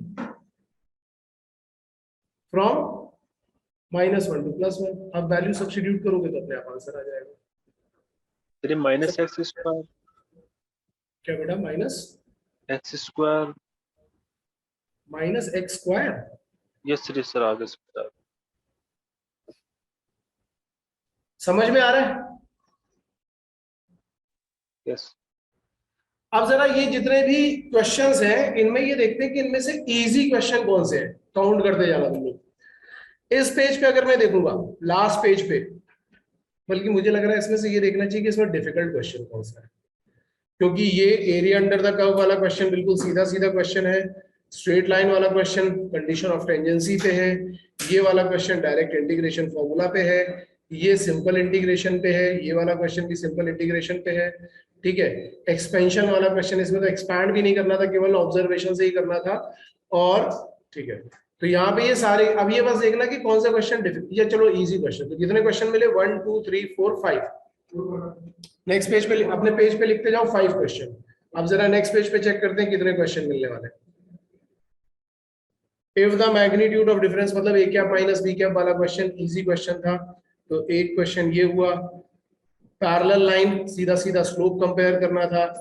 6 phase die वाला क्वेश्चन हो सकता है कि तुम्हें नहीं आता, ये थोड़ा सा डिफिकल्ट क्वेश्चन था, जिसमें हमने 6 पावर 4 माइनस 5 पावर 4 किया, ये थोड़ा डिफिकल्ट मान लेते हैं, वैसे है ये भी इजी, लेकिन चलो हटा दिया मैंने। If 2 rows of determinant are same, easy question, ठीक है, इवन मैं हाईलाइट करते जा रहा हूँ, ये इजी क्वेश्चन, ये इजी क्वेश्चन, इसको हटा दिया मैंने, ये वाला easy question. Root x plus root y equal to 1 अगर डिफरेंशिएट करना है, इजी क्वेश्चन है, डायरेक्ट डिफरेंशिएशन। कितने सेट होंगे, 10C2 से हमने निकाल लिया। परम्यूटेशन एंड कॉम्बिनेशन, चलो मान लिया तुम्हें नहीं आता था, जिसमें बॉयज और गर्ल्स को हमें अल्टरनेट अरेंज करना था, सपोज कर लेते हैं कि वो डिफिकल्ट है। तो यहां से हमें कितने क्वेश्चन मिले, इस पेज से मिले हमें 5 क्वेश्चन, तो टोटल कितने हो गए, 10। अब इसके बाद आगे चलते हैं, जहां पे circle, general equation of 2 degree circle को रिप्रेजेंट करती है, इजीएस्ट क्वेश्चन, मुझे लगता है 5 सेकंड का भी टाइम नहीं लगना चाहिए इसमें। मीन एंड वेरिएंस वाला क्वेश्चन थोड़ा बड़ा था, कुछ लोगों को फॉर्मूला नहीं पता था, तो इसको हम डिफिकल्ट की कैटेगरी में डाल लेते हैं। फिर इसके बाद ये वाला प्लेन वाला क्वेश्चन, ये क्वेश्चन डिफिकल्ट नहीं है, हो सकता है सॉल्व करने में 1 मिनट का टाइम लगे, लेकिन डिफिकल्ट क्वेश्चन नहीं है, स्टैंडर्ड कंडीशन पे है। इसके बाद ये sine inverse of sine 3/5 standard question है। इसके बाद 2 पोल्स वाला क्वेश्चन जो था, जिनकी हाइट निकालनी थी, ये हम लोग कई बार कर चुके हैं ये वाला क्वेश्चन। तो इस पेज पे हमें कितने मिले, 4 क्वेश्चन, टोटल कितने हो गए, 14। अब इसके बाद आते हैं यहाँ पे x रिलेटेड टू y वाला क्वेश्चन, जिसमें हमें रिफ्लेक्सिव और वो निकालना था। और मैं वैसे देखा जाए तो क्वेश्चन आसान है बस, लेकिन तुम लोग सिमेट्रिसिटी की कंडीशन अज्यूम नहीं कर पा रहे थे, नंबर अज्यूम नहीं कर पा रहे थे, ठीक है। तो इसको मैं फिर भी डिफिकल्ट की कैटेगरी में नहीं मानूंगा, अगर आपको पता है तो ठीक है, लेकिन चलो हम एक क्वेश्चन और छोड़ देते हैं कि तुमसे नहीं हुआ। बट ये वाला क्वेश्चन जो है ये आसान क्वेश्चन है, स्क्वायर रूट वाला, क्योंकि स्क्वायर करके ही आ रहा है। ये स्टैंडर्ड था स्क्यू सिमेट्रिक मैट्रिक्स का। बाइनरी वाला हम हटा देते हैं क्योंकि आउट ऑफ सिलेबस था। Foot of perpendicular easy question था। Sum of squares of the root easy question था। रियल पार्ट वाला क्वेश्चन में डिमाइवर्स यूज हो रही थी, अगर फॉर्मूला नहीं पता तो आप नहीं कर पाओगे, उसको हटा दिया। And a coin is toss 3 times, ये भी इजी क्वेश्चन था क्योंकि हमारे पास 8 आउटकम थे। तो हमें फिर से मिले कितने, 5 क्वेश्चन, तो टोटल हो गए कितने, 19। अब इसके बाद आते हैं नेक्स्ट पेज पे। तो नेक्स्ट पेज पे हमारे पास क्या है, शैडो ऑफ द टावर, ये सिंपल हाइट एंड डिस्टेंस का question. Decimal representation out of syllabus था, इसको हटा देते हैं। A and B symmetric matrix था, ये सीधा सीधा क्वेश्चन था। E power x plus 1 whole power -1 का इंटीग्रेशन, बिल्कुल 2 स्टेप का इंटीग्रेशन है, इसको आप डिफरेंशिएशन से भी सॉल्व कर सकते हो, तो ये इजी था हर तरीके से। उसके बाद कौन सा वाला क्वाड्रिलेटरल है, वो क्वेश्चन इजी था। ये वाला क्वेश्चन तो खैर गलत दिखा था, इसको हटा दिया है। If a is any matrix then, हाँ ये क्वेश्चन प्रोडक्ट कब डिफाइन होता है, ये भी इजी क्वेश्चन था। तो यहाँ पे हमारे पास फिर से मिले हमें 5 क्वेश्चन। कितने क्वेश्चन हो गए, 20। आगे चलते हैं इस पेज पे। तो यहाँ पे एसेंट्रिसिटी निकालनी है, जनरल टर्म निकालना है, function sine of mod x का ग्राफ बनाना है, वैल्यू ये fx + 1 - fx का क्वेश्चन, ये थोड़ा लेंदी हो सकता है लेकिन डिफिकल्ट नहीं था, हालांकि मैंने इसका ट्रिक भी बता दिया है। उसके बाद equation of the curve passing through, ये डिफरेंशियल इक्वेशन सीधा सीधा था। Maximum value of the function mod function के ग्राफ से ही हो जाएगा। हाउ मेनी टेंजेंट, ये भी सीधा सीधा क्वेश्चन था। कितने मिले, 1 2 3 4 5 6 7 क्वेश्चन, 31 क्वेश्चन। इसके बाद आते हैं यहाँ पे, इस पेज पे हमारे पास कितने क्वेश्चन आने वाले हैं। ये a cos theta plus b sin theta वाला था, बाइनोमियल का सीधा सीधा क्वेश्चन था, स्टैंडर्ड बेस क्वेश्चन। ये थोड़ा लेंदी क्वेश्चन हो सकता है क्योंकि हमें 4 ऑप्शन चेक करने पड़ेंगे, लेकिन ये डिफिकल्ट नहीं है, इजी क्वेश्चन है ये भी। इंडिपेंडेंट इवेंट्स वाला क्वेश्चन डायरेक्टली फॉर्मूला बेस, ये वाला डायरेक्टली फॉर्मूला बेस।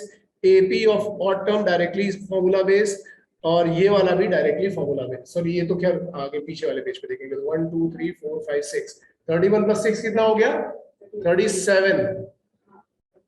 अब यहाँ पे देखते हैं नल सेट कौन सा है, इजी क्वेश्चन। वैल्यू ऑफ के, जिसमें 1 रूट कॉमन की कंडीशन लगानी है, इजी, ये इजी। और इसके ऊपर इसेंट्रिसिटी ऑफ द हाइपरबोला वाला क्वेश्चन, इजी। और ये एरिया अंडर द कर्व वाला क्वेश्चन, इजी। कितने, 1 2 3 4 5, 31 तक पहुंचे, देखा था। 37 + 5, आउट ऑफ 50 42 क्वेश्चन आसान है। सोचो थोड़ी देर में आ रहा हूं।